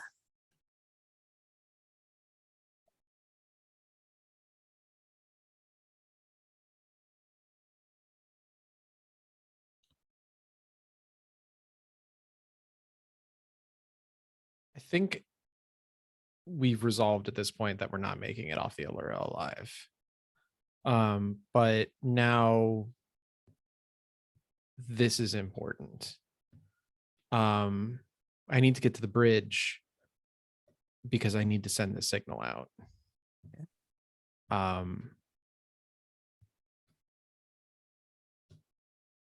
So I need to find a way to open. If I can see them on the monitors, then I can find out what door they're not guarding, maybe, or find some way to give myself some sort of tactical advantage, or open a vent That's what I need to do. Is we need to do some vent crawling. I think that's going to be how we escape the room. Mhm. Is yeah, I think we crack open a vent and do the aliens the vent crawl. Okay. Yeah.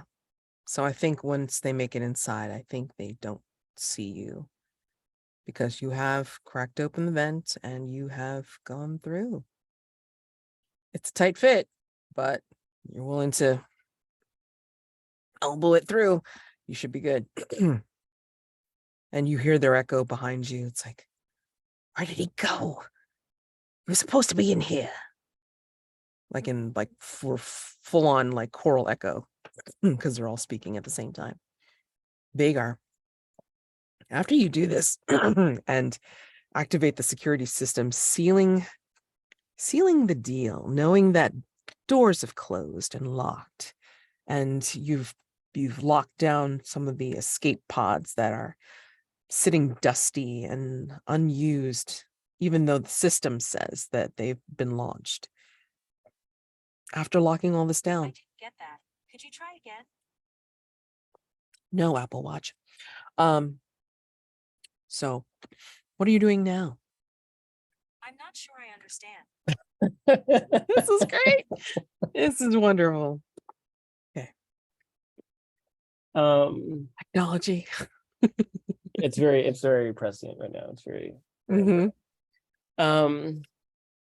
What am I doing? So I've sealed the exits so that Arnav cannot escape. Correct. Because he's up to no good. Mhm. Um, But I will say that once you, just as you're releasing your touch, I think you're seeing a monitor that will flash onto the deck, which is closer to you now. And you will see that there are glass walls surrounding the deck. And you see a humanoid figure sitting in the chair, staring at a tablet in their hand. You can't see their features. You can't see what's on the tablet. so then before I lift my hands off the deck, I want to try and Mhm. hack into the speaker system and reach out to them. Or at Okay. least like feed myself into their console to try and like communicate with them. Okay. So I'll keep using my hack ritual. Yeah. Wait, before you do that, like, do you need to fix your ruin? Like we did the reduction roll, yeah? Yeah, I'm at 4. Yeah. Okay. Yeah, it looks like 5 still to me, but whatever. Yeah. I think you're fine. Okay, sorry. So yeah, you have like 1 dark die for using the ritual, 1 light die for Android, and what could go wrong? It doesn't work, or you tap into, I'm gonna say like it's something silly where instead of talking to the person on the bridge, the thing on the bridge, I think you're gonna end up like being heard by Arnav. Like you're gonna accidentally like, go into the comms between you two. Oh, All right, so devil's bargain for that second light die.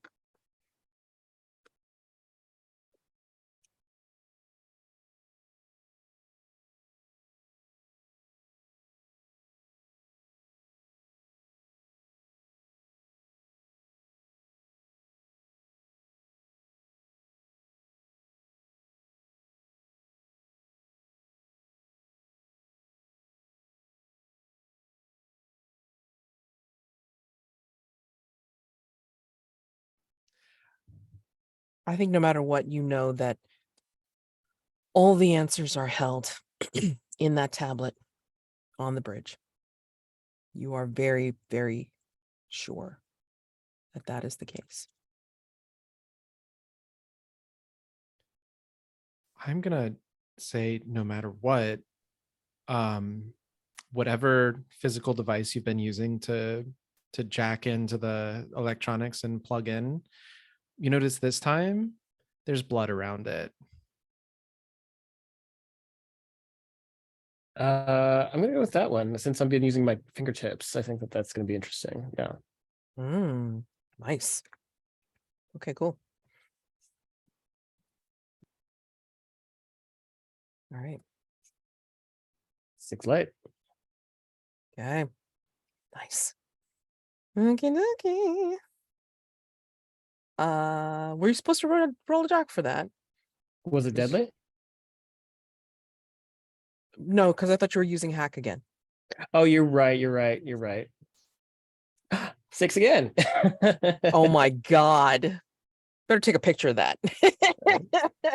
Holy shit. All right, great. And good thing it's a light die. All right, good. All right, yeah, so you succeed, and then like you open a channel and you know it's going directly to this individual whose face you still can't see.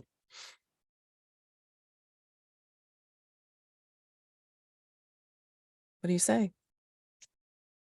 Hello. Can you hear me?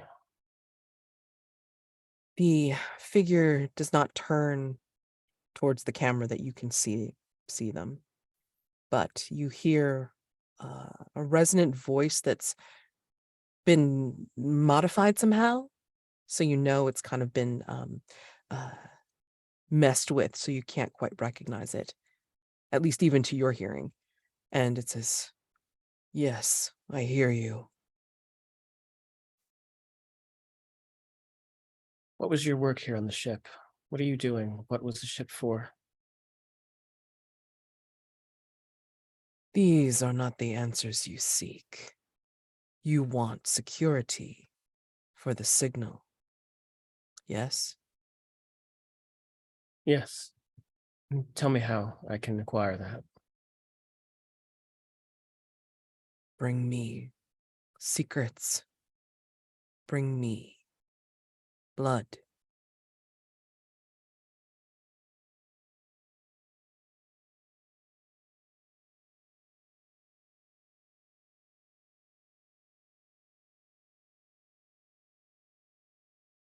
And you can see them move their hands very lightly, very gracefully on the tablet. And it glows with the colors of the signal. You know this person is telling the truth. Can you hear me? Yes. Did you hear what I just said? No, not at all. Okay, because the last part that I left off was like, you asking, Sorry, the internet's here is terrible. oh no. No, the last part I heard of you was that to bring me secrets. Yep. And Bring me secrets. Bring me blood.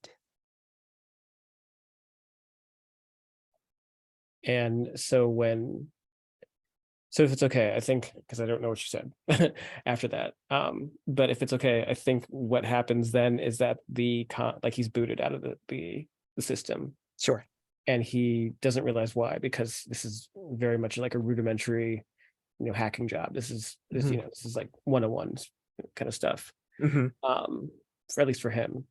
But then when he pulls his hands away, he realizes that all of his fingertips are bloody, and they're bleeding from these spaces in between the fingerprints where he's had these sort of implanted technology, and he sort of rubs it and realizes that it's coming from him. And What does he think of that though? He's confused. He looks up to. Oh no. You cut out. Oh no. Oh no. Bad internet. Bad internet. Oh no. Woo.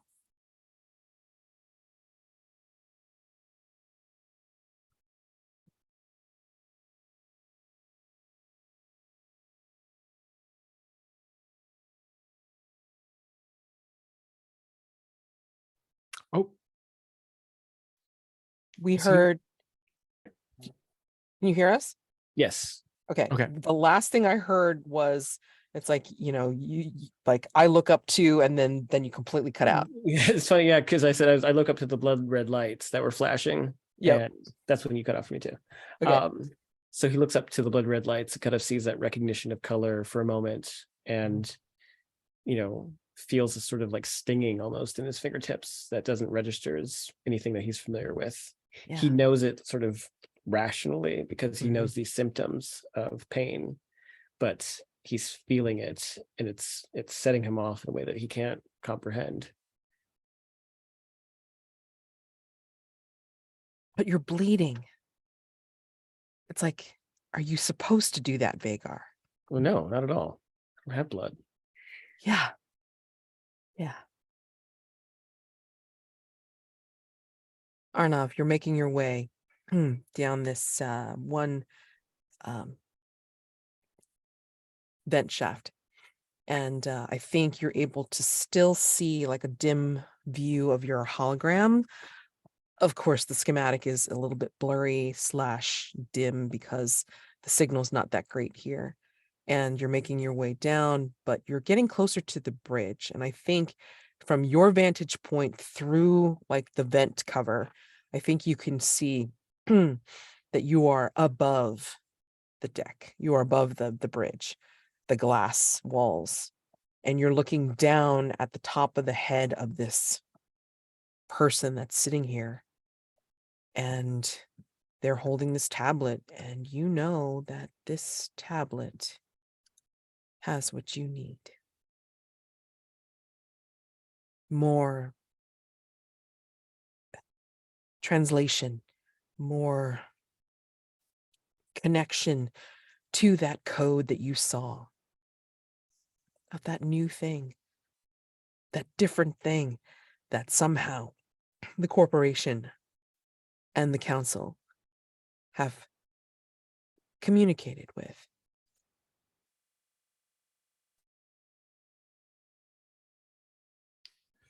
Well, we have to get out of this vent. So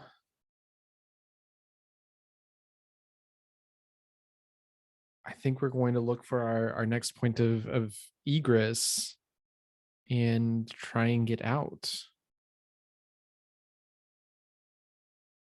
Conceivably, you can make it through this mesh, but what it's going to lead you to is a very long drop on top of the glass ceiling of the bridge.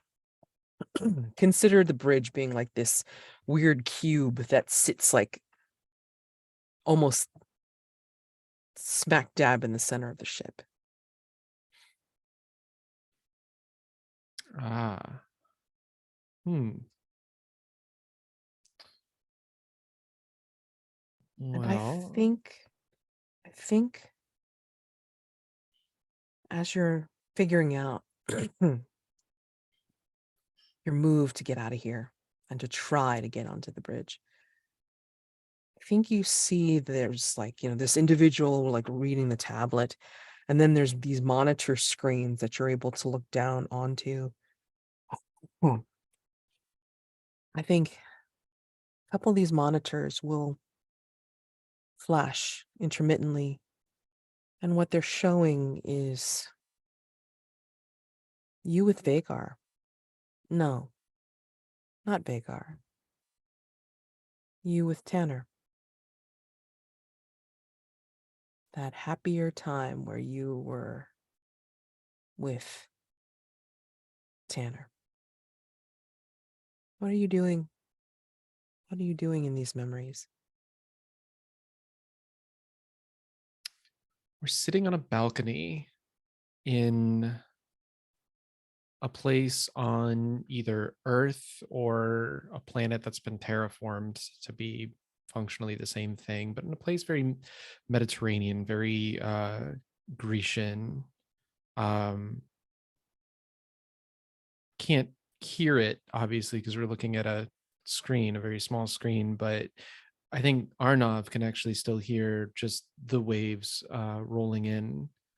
And there is a table between them and a bowl of olives, and just each one of them one by one picks out an olive and eats at it, and they just watch the waves go rolling in. Are they feeding each other in the video? If they do, it's once and they giggle over it, and then they go back to feeding themselves.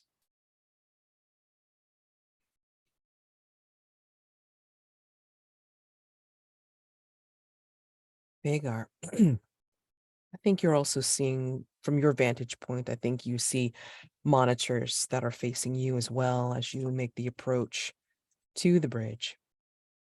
And these monitors are showing you more of you,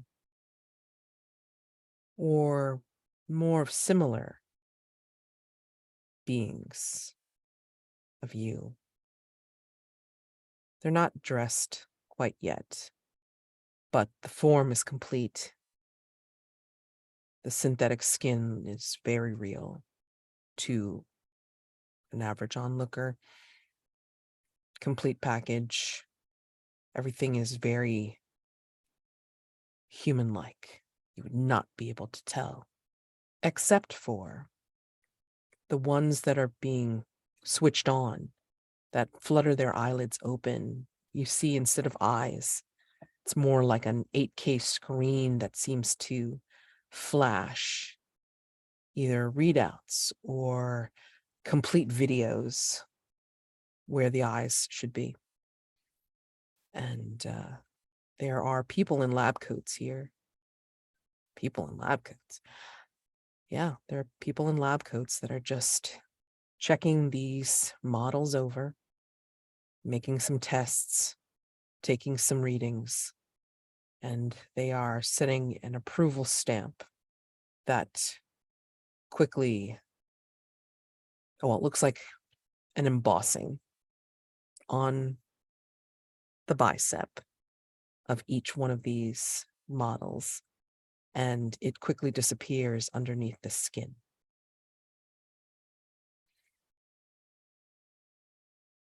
And you see video of this. You may even see video specifically of you. But then not. Because then you realize they're being dressed differently. Maybe the Vaegar version of you is being dressed in the council uniform. Maybe there is a different version of you that seems to be ready for a trip to a terraformed Mediterranean.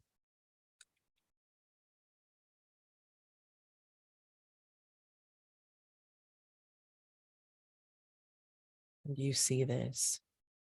You both see these things. And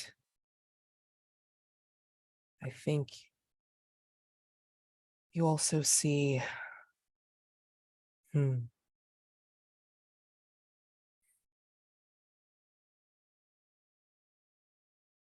Arnav, I think you see yourself being, and you can tell me no if you don't want to, but I think you see yourself being torn away from Tanner during one of these idyllic memories, literally being torn away and told, you need to marry your current spouse to seal the deal and upgrade, to get promoted, to make your way through the hierarchy. You don't see what happens to Tanner after that. And Vaegar. Signal is very close now. You can hear it humming, not only at the back of your neck, but also behind your eyes, as if you are seeing computer screens in your own head of the signal, the source. Pure as anything, ringing in your head. All you need to do is get to the bridge and see what's on that tablet. But I think behind you, Arnav, I think you hear, he's here. It's in the vent shaft. And you feel like the vibrations of someone chasing after you. Maybe several someones in this shaft. And Vaegar, I think behind you, you hear something of an explosion that knocks you almost off your feet. Your mag boots are actually kind of keeping you somewhat upright at the moment, but you feel like some sort of off kilter, as if gravity has gone awry in this particular hallway leading to the bridge. And I think you both hear on the I wanted to say tannoy, but I don't know why I was going to say it, on the speaker, that I want secrets. I want blood.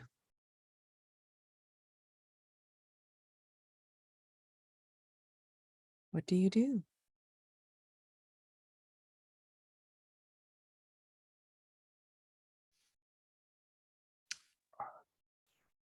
Do we see each other now, or? I think Vaegar, you can see like in one of the vent tunnels, like right above the bridge, like higher above the bridge than is safe. You see Arnav's face peeking out from behind the vent mesh. And yeah, I think Arnav, I think you can see Vaegar like down the end of that particular tunnel. But again, there's like something going on where it looks like you can see Vaegar almost knocked off their feet. I think then Vaegar will rise up to stand. He'll see the glimpse of Arnav in the vent, and his eyes will hang on him for a moment. And I think there's still that sort of like, hack ritual where they're just black with the flickering, glowing red pupils, which I think at this point sort of is a tell to Arnav that Vaegar is not just a regular guy. And he looks away from the vent, and he is just sort of like Terminator style determined to get that tablet. So he's just going to head towards that direction.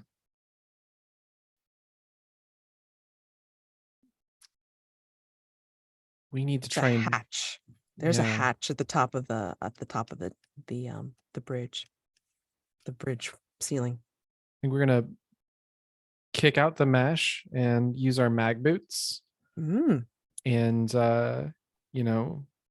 try and Spider-Man our way along the outside in whatever maintenance shaft we wind up in. Okay.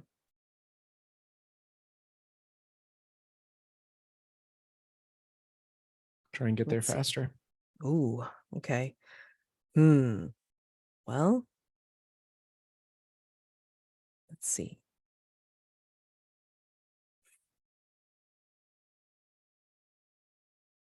I'm gonna say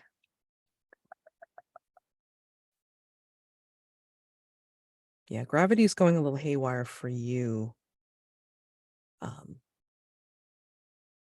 Vaegar. And then of course, yeah, Arnav, you have to traverse, but it's a race to get to the bridge. Maybe we have to, I mean, this could be a risk roll for either of you, but it sounds more like a contest roll. You're trying to compete. What's at stake? Getting to the bridge first, yeah? Mm-hmm. All right. Yeah. So let's go ahead and do a contest roll for this. This is at the very edge of ring 4. Okay. So contest. 1 light die if your occupation or background gives you an advantage. Does so here's my case for my skills. Okay. I will use either anatomy or mimicry. The reason being is because we've established that I am able to reform my body into, other people. So if I can maybe reform my limbs into something that's a bit more stable or a bit more muscular, like Arnav or something like that, like, Okay. keep going. Okay. All right. Can do that. All right. And then 1 light die for each mark of ruin you have. So that's 4. So that's 5 light die. Arnav. Nope, I got no skills that help me here. All right, so then it's a light die for each mark of ruin you have. So you have 4 light die to play with. All righty. It's 5 light, 4 light. Okay. 1 dark die if the contest is inherently dangerous. I'm gonna say yes for Arnav for sure, because I mean you're trying to get there first and you got a ways to go, sir. And then yeah, I mean gravity going a little awry. I'm not sure like if that's like very, very dangerous for you at the moment. For Vaegar? For Vaegar. I mean, it could go belly up and I could get thrown into like That's true. Yeah. Okay. Now, so for Vaegar, 5 light, and then however many dark die you want to add to the 1. Arnav, you have 4 light, and then however many dark die you want to add to the 1. So go into the contest, your contest roll, set up your light and dark, and then tell me when you're ready, and then you'll do the roll off. ready. Oh gosh, I gotta think. Again, you have 4 light, and then however many dark. Yeah, let's. All right, I'm ready. Okay, roll.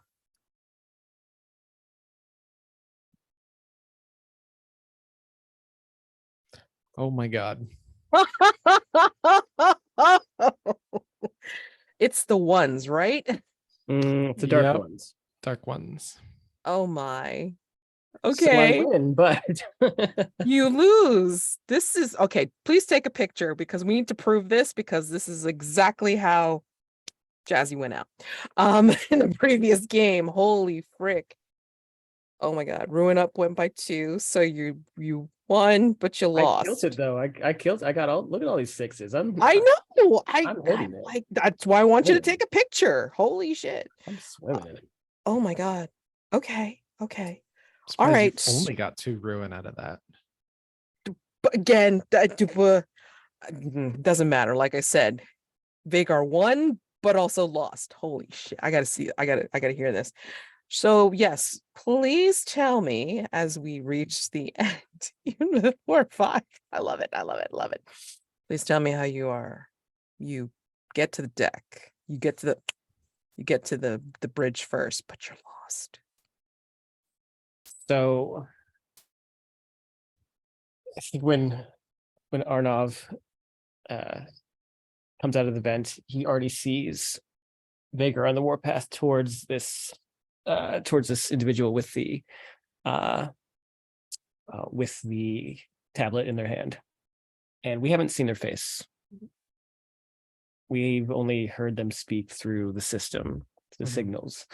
And so when Vaegar finally gets up there, he enters this glass chamber or this clear plastic chamber, whatever it is. But he approaches doesn't say anything.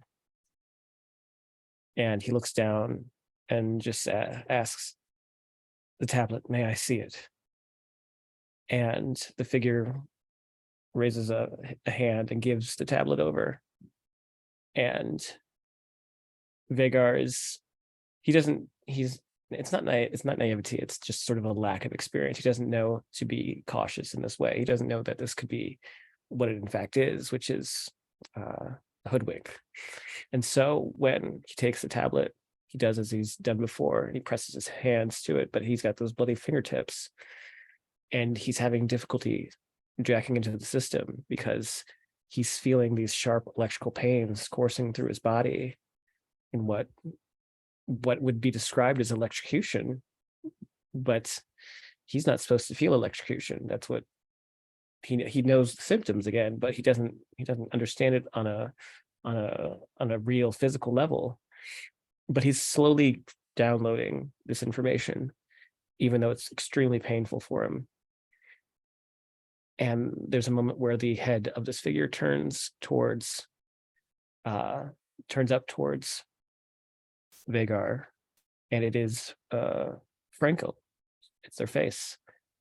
But as he smiles, the skin itself starts to sort of pixelate, becomes flaky, almost like faceted, like a fly's eye, and the cells begin to shift up and rotate and cycle, and they become like Vaegar's face. And Vaegar, his eyes essentially go through that flashing redness until they just flicker out, and they're just sort of like a blue screen effect over them. And he falls just flat on his back. Arnav probably hears a loud thud echo throughout the chamber, but he's laying there, and he's having this overload of the signal blowing out his circuitry, and he can't take it. So he's just there laying there, unresponsive, with the tablet in his hand, gone.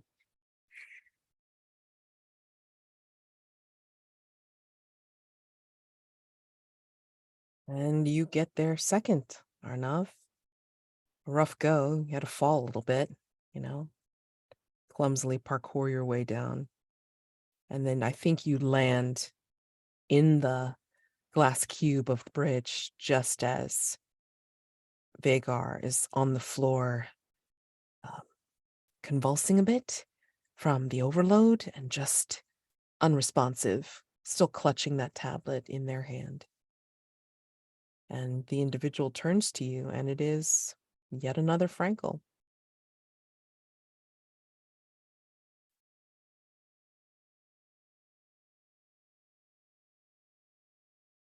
And I think Frankel will rise, come over to you, and say,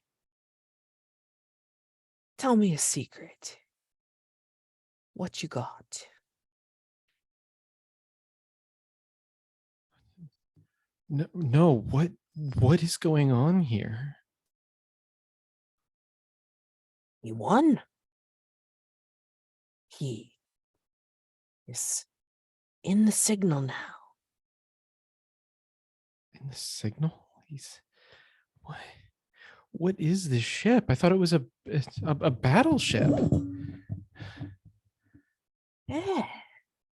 A constant battle to be at the edge, to keep this signal going. We are the gatekeepers, this sector.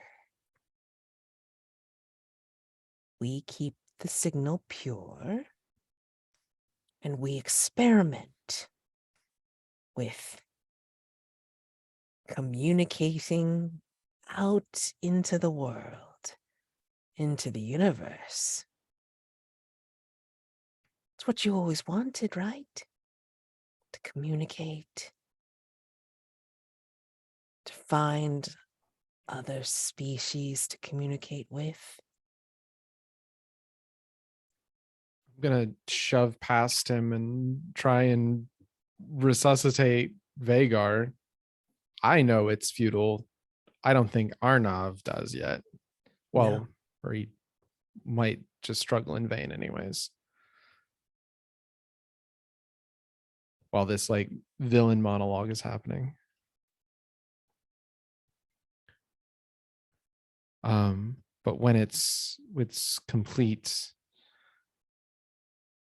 Arnav will look back and say, is this it? Is this what other life has to offer us?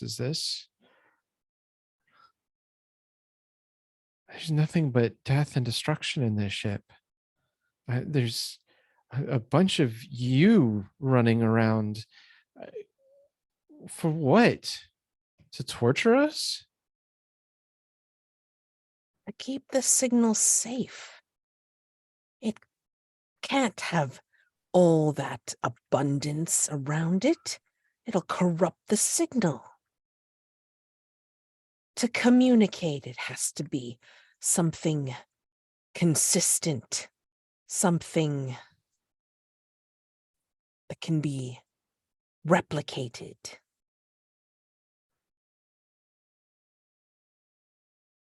You saw the notes.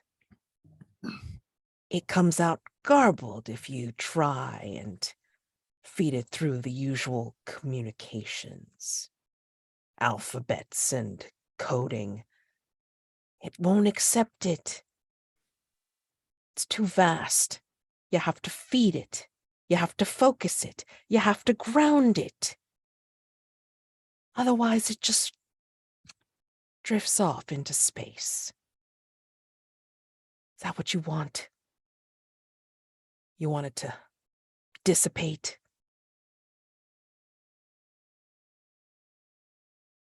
No. No, I suppose not. Question is, what do we do about you? You are.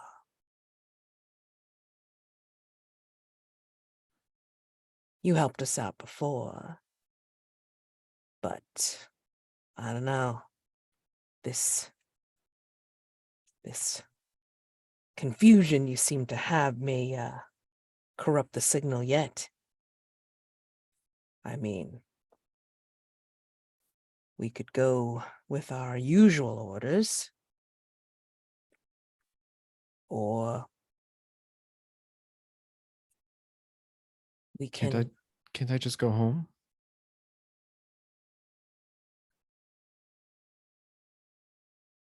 Yeah, I think Frankel gives you a searching look.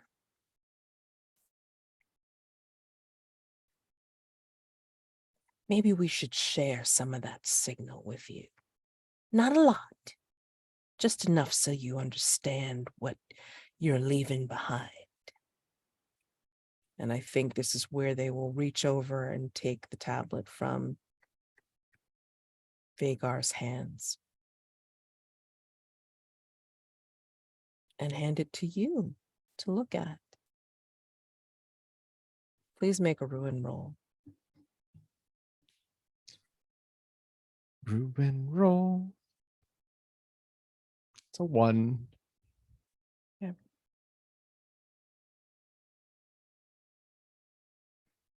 Tell me what you see on the tablet.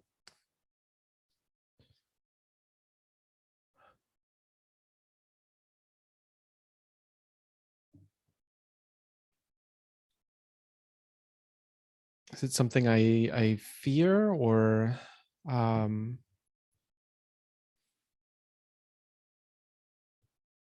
Your ruin didn't go up. right. So I think then what I would see is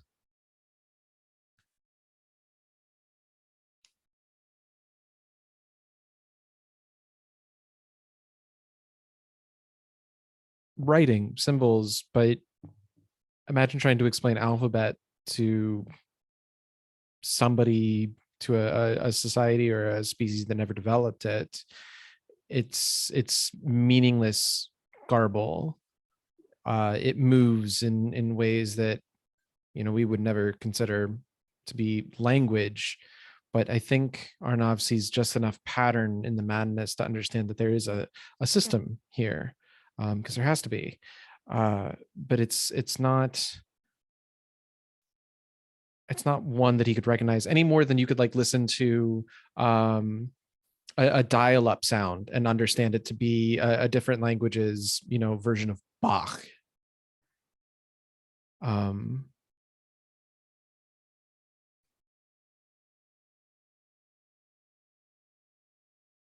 Something like TV static.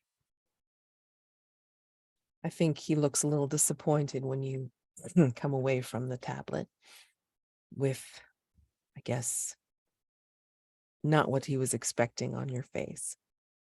So I think we'll leave it at that.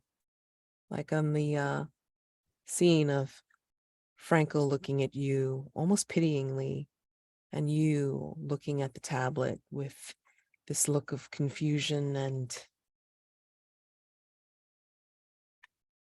disbelief, possible disappointment.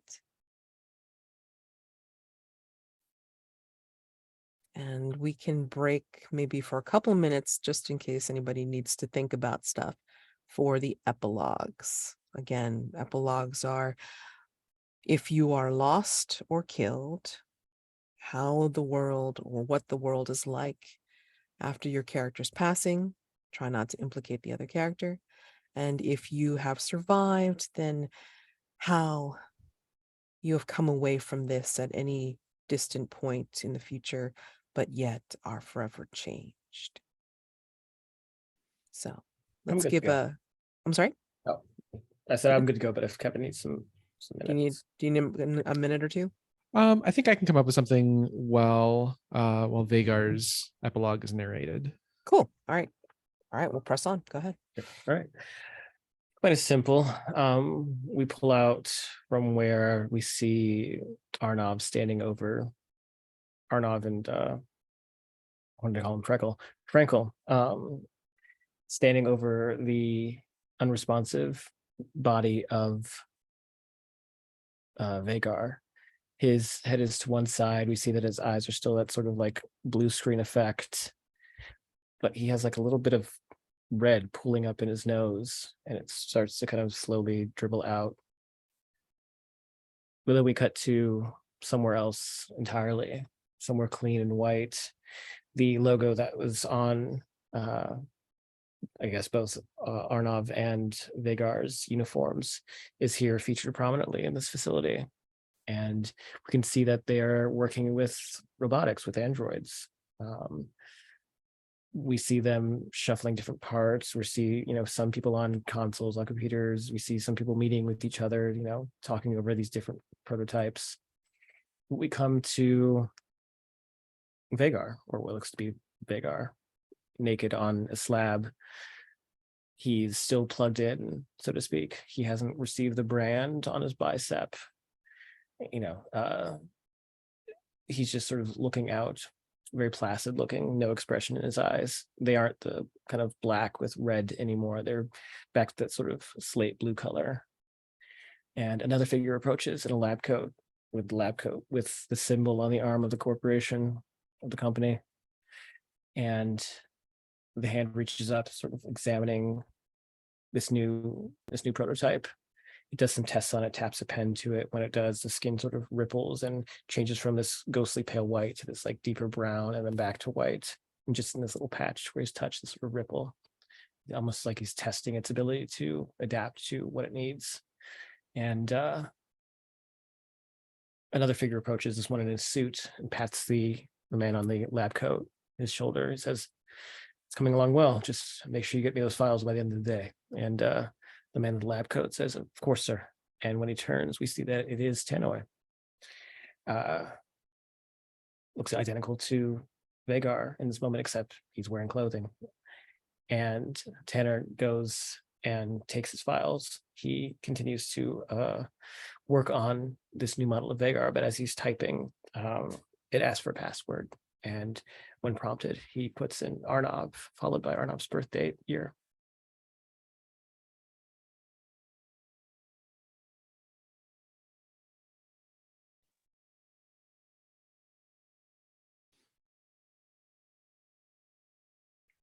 And I gotta follow that.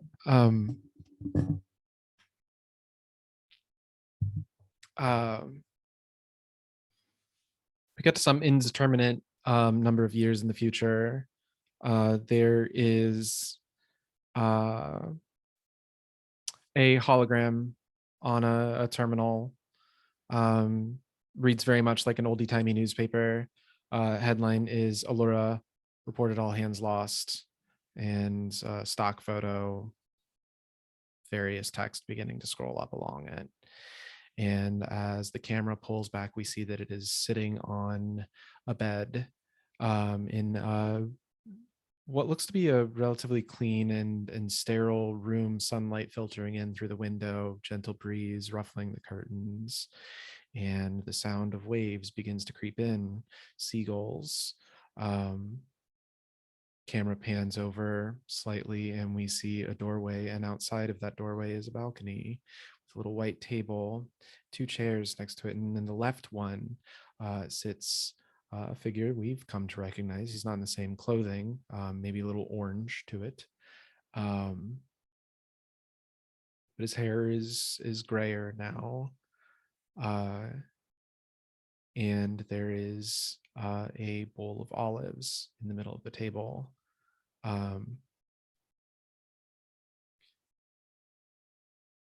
And the camera just kind of breezes past him. There's no one in the other chair. He doesn't ever reach for an olive to grab it. But the camera just passes by him and moves out towards the waves. And that is all we get to the end of it, is the sound of rolling waves and the cawing of seagulls.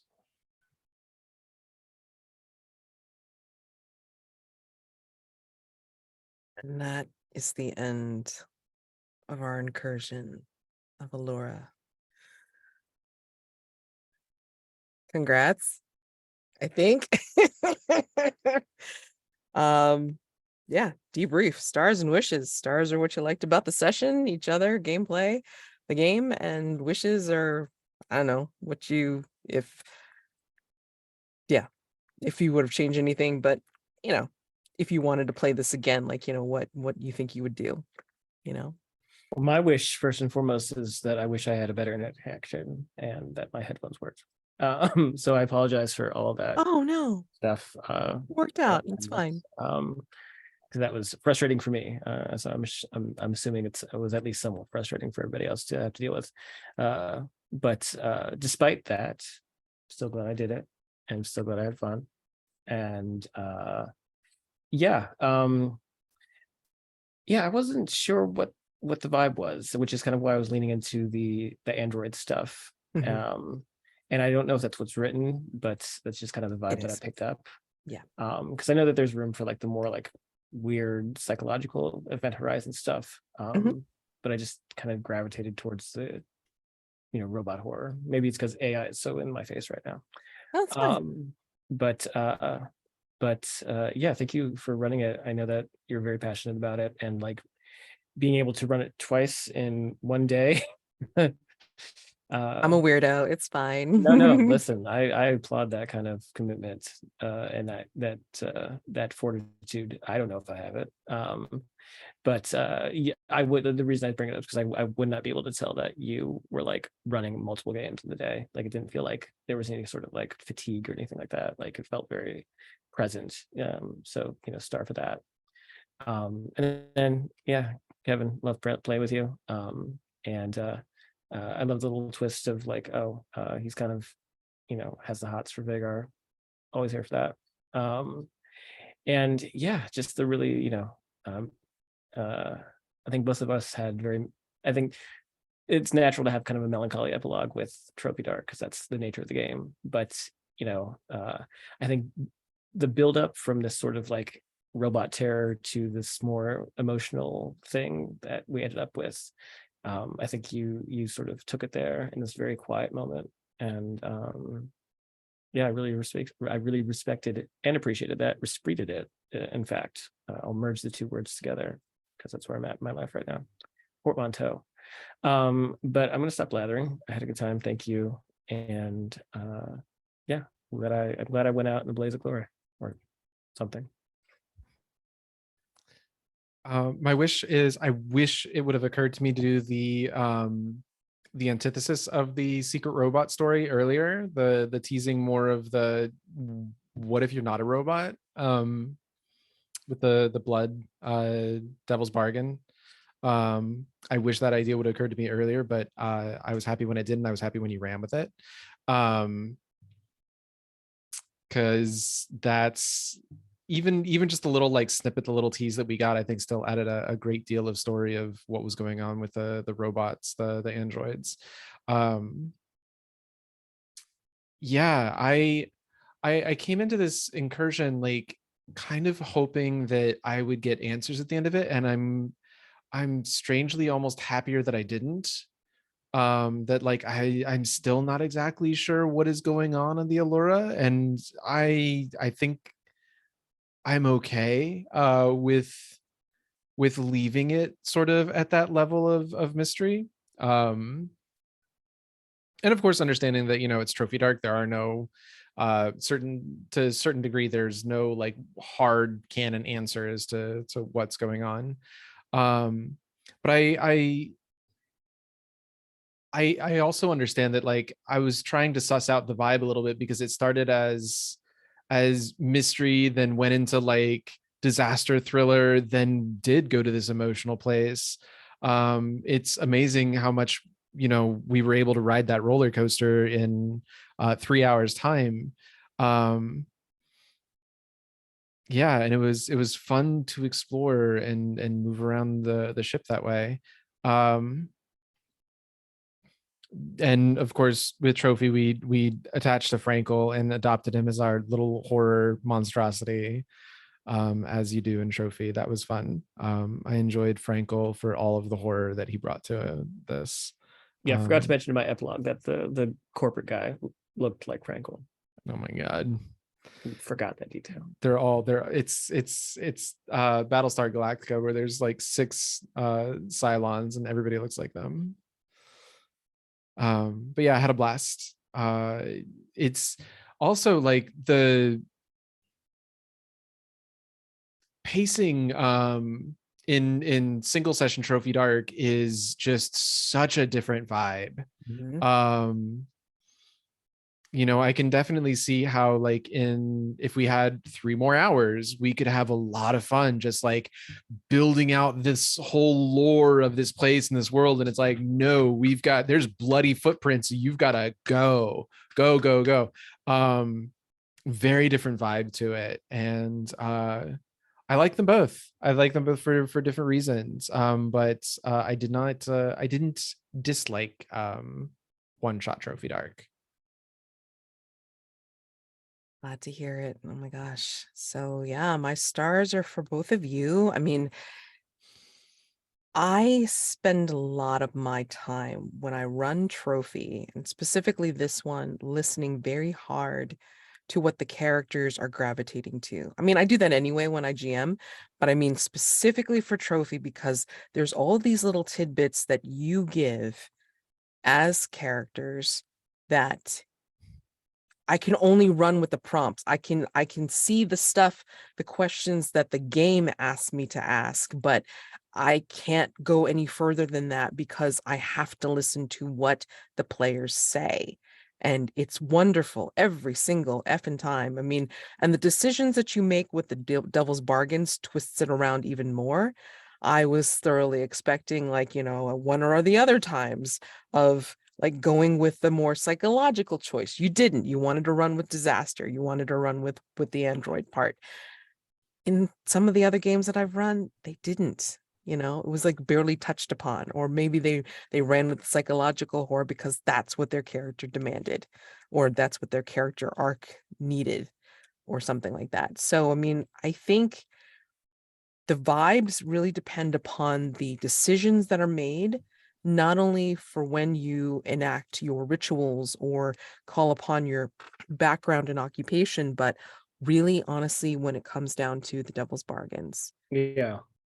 They change. They're gonna be different every single fucking time because, you know, there's no prescripted, this is the devil bargain you offer like in Ring 2. No, not at all. And it's brilliant. This is why I love this game. Like, it's just so rich in story because the characters, the players create this. So stars for both of you for the decisions that made and also for the story that just came out of it. I mean, like Tanner, and then, you know, the android factory kind of story thing going on, and then, you know, like the memory in the Mediterranean, or like, you know, this whole seeing the signal. I was really hoping that you would like really dig into the signal, Jack, but it was fine, like, you know, the way you did it, because then you were like, no, I'm here. I'm an android. I'm like, you know, I'm like concentrating on this. It's like, you know, I'm going with this. I need to sell. I need to throw Arnav under the bus to be able to get what I need to get done. And that was fine. But yeah, different vibe from this afternoon's game, which they took it in a very thematic manner. So if you are, you know, at all tempted, I would suggest watching both when I post them. Like, you know, hopefully everybody's cool with me posting because I'm like, I'm gonna say that the contrast is incredible. I might The way- want this like unlisted just because of all the technical difficulties on my end. Just unlisted is fine. Okay, all right. Yeah. Yeah, that's fine. I can post as unlisted, but I mean, like, if you don't mind the other group like watching, that'll Yeah, be no, cool. yeah, just yeah. And then of course, I yeah. get self-conscious about my own like stuff, and then Oh, you shouldn't. You shouldn't. This is what actual play is. I mean, it kills me that people are associating actual play with like it must be produced and it must be like have fancy music and sound images and shit. I'm like, look now. I mean, like, do I got time for that shit? Hell no. But anyway, my point being is like being able to look at the contrast between the two setups for the one shot, like not only the characters differences, little subtle differences, but also like what decisions were made, what the narrations were, and then like how it just all panned out. The directions were different, and then comparing that possibly to the two shot. That was the very first time that I ever ran any trophy anything. So, I mean, like that was holy shit. I mean, that was an experience because I had James, I had Amanda, and I had Mike, who had never done any trophy before. So that was his inaugural game of trophy. And he did amazingly. So, I mean, again, this game just brings out the best, I think, in people when they really lean into play to lose, enjoy the story, and become your character. So I had fun. I mean, I hope you guys did too. I honestly Regardless want of to play. I would want to play this as a two shot. I think that yeah. my preference, like, because this is my first time playing one shot of trophy, and I think Okay. that just my preference for this kind of game is that Mhm. breathing room. Yes. And so like I want to Yeah. experience, because I feel like a lot of the decisions I made had to feel even more urgent because I knew I only had 3 hours to tell the story. Yes. Sure. So Oh I yeah, the feel is different. yeah. Oh yeah. So definitely I felt more urgent to just sort of like make the call. Whereas with like two tap, double tap trophy, I feel like a little bit more like I can live in the space a little bit and really kind of gel with it.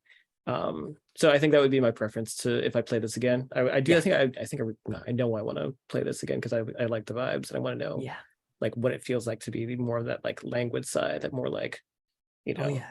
Oh no. I throw in a hell of a lot more shit at people, especially when it is two shot and I'm able to have more that like up to the 4 players. I mean, Yeah. I So I think feel like it is you're also able to throw in more ruin rolls too. yes, I was worried about, like I said, I mean, like, Elle hit ruin 5 and like ring 1 5 minutes in. I'm just like, oh, I have to be kinder to the next group. So I was just like, okay, all right, we're gonna deal. But yeah, no, I mean, like as you notice, the vibe was very, very different between like knowing a 2-shot trophy dark, which we've played with Rosenwald and Witchwood and all this kind of stuff, versus let's hurry up. Okay, all right, like only a couple of devil's bargains, and it's like there's only the 2 of you. I mean, like it's just like come, go, go, go, as opposed to all right, you can sit in this, and yeah, I mean, like a hell of a lot more things happen to you, and I can ask you more questions, and we get to hear like a hell of a lot more devil's bargains. So, and then there's more people that can play. So yeah, very different feel. Very different feel. Yeah. So if it wasn't for the fact that I was like trying to practice for a convention play, I mean, like, again, I would have run this as a 2-shot, but yeah. What drew you to this particular incursion? Like, I mean, like what keeps like drawing you to it? Like what's I mean, like, just the capacity for every play being different. I don't care if you if you pull on the same characters. I mean, like, I find it hilariously funny that you, Jack, Amanda, Rob, and Elle all picked fucking disguised android. Why am I not goddamn surprised? Why am I not goddamn surprised? I'm not surprised at all. I was just like, I'm trying hard not to laugh here because I'm like, of course they picked that. Of course they did. We have a brand. We have a brand. You guys have a brand. I had to physically stop myself from playing the Merc. Yeah. Which, yeah. I was gonna play the Merc, but I played a game earlier today where I was just like this hard ass. So it was like I didn't want to play like the same thing twice. Yeah. But that was actually gonna be my first one too. James played the Merc in my first playthrough of Allura, and the way he ended Ring 2 in part 1 of the Allura playthrough was holy shit. He was yelling into Paulo's eye, and I'm just like, oh my God, this is so good. But yeah, like more shit like that. That's what's able to happen in a 2-shot rather than a 1-shot. But I keep getting drawn back to this because I'm very familiar with it. I love Event Horizon. I love Prometheus. And granted, it's not exactly the same because androids are big in Incursion. But it doesn't matter because, like, you guys as players will change it up. I mean, maybe you concentrate more on androids, maybe you don't. Maybe you create something different because now you're concentrating on the corporation Oculus. Yeah. Like, what does Oculus mean to you? So when somebody picks that, then that adds a whole shitload of wrinkles into the game. So, I mean, look at the drives, right? I mean, like, the drives always seem to be what, Well, like you said it too, it's like it's devil's bargains because, like, I think a lot of it was like Kevin taking the ones that I'm putting out, that are all sort of related to that. If you either turn them down or took other ones, then the whole vibe changes even more. Absolutely. Yep. Then the vibe will change depending on what devil's bargain you take. Yeah, and I feel like with more players, like, firstly you get more devil's bargains, but also like, I don't know if you felt the same way, Jack, but this incursion felt like it was walking two parallel lines between, like, there's this big stuff going on, these big picture things going on with the Allura, the androids, but it was also like a deeply personal and an intimate incursion. And I think that, like, with a 2-shot, it would have been easier to really get into the personal stuff. Yeah, because, like, that's the meat for me. Like, that's like the drive stuff, and it's hard to, like, balance those two because, like, there's a plot that's happening, and in a 1-shot you have to sort of tell the plot. But yeah, that's why I think I want to play this again because, like, I want to get into those, like, meteor spots. And also too, because it was only the two of you, I mean, it was a little bit easier, but also harder to connect your drive / secrets. I mean, when I've played with 3 people, but then did it as a 2-shot, I connected secrets. When obviously I thought you did great with that in this, though. Like, with asking to us what we're keeping from the other person. I thought that was a great way to facilitate that. So yeah, that is in the game, and it does say, like, for later on, it's like, connect their secrets together, which I would have done anyway, even if I wasn't asked, because I mean, like, I love callbacks and I love people being connected in weird ass ways. So yeah, I mean, that's another reason why I love this game. So Alicia has great writing. I mean, again, like, like, buy it, read up on it. I mean, it's a really great game to have in your back pocket if, like, you want to try something different other than the usual forest of Trophy Dark. Okay. And as you can see from my channel, it's like, and hopefully I'll be able to put more shit up, but I mean, like, I have a intermittent series going of Paranormal Incorporated where I have elements that keep coming back. So I mean, again, I really find this incursion very fascinating because, again, playability. I mean, like, you can keep playing it. People can play, like, the same type of characters with the same rituals because you obviously don't have that much choice. But it's all different every single time. It's beautiful, So even if I don't run it for you, I mean, like, I hope somebody else takes the opportunity and tries it out. Or, if I do get the opportunity to run it for you guys again, I mean, oh my God, I can't even imagine. It's like trying to get you two and Jazzy and Elle in the same game running a 2-shot. Oh my God. I'd be like, challenge. I'm up for the challenge. Oh, I would love it. I would absolutely adore it. I'd be like, well, this is going to be a hot gonzo emotional roller coaster ride. Do it. I mean, I want to. I really want to. I don't know when we can schedule it. Put it on the vision board. Oh my God. All right. My vision board is vision board. I don't want to do that, but I want to do it because I'm like, oh, I can picture you playing this game so hard. Oh my God.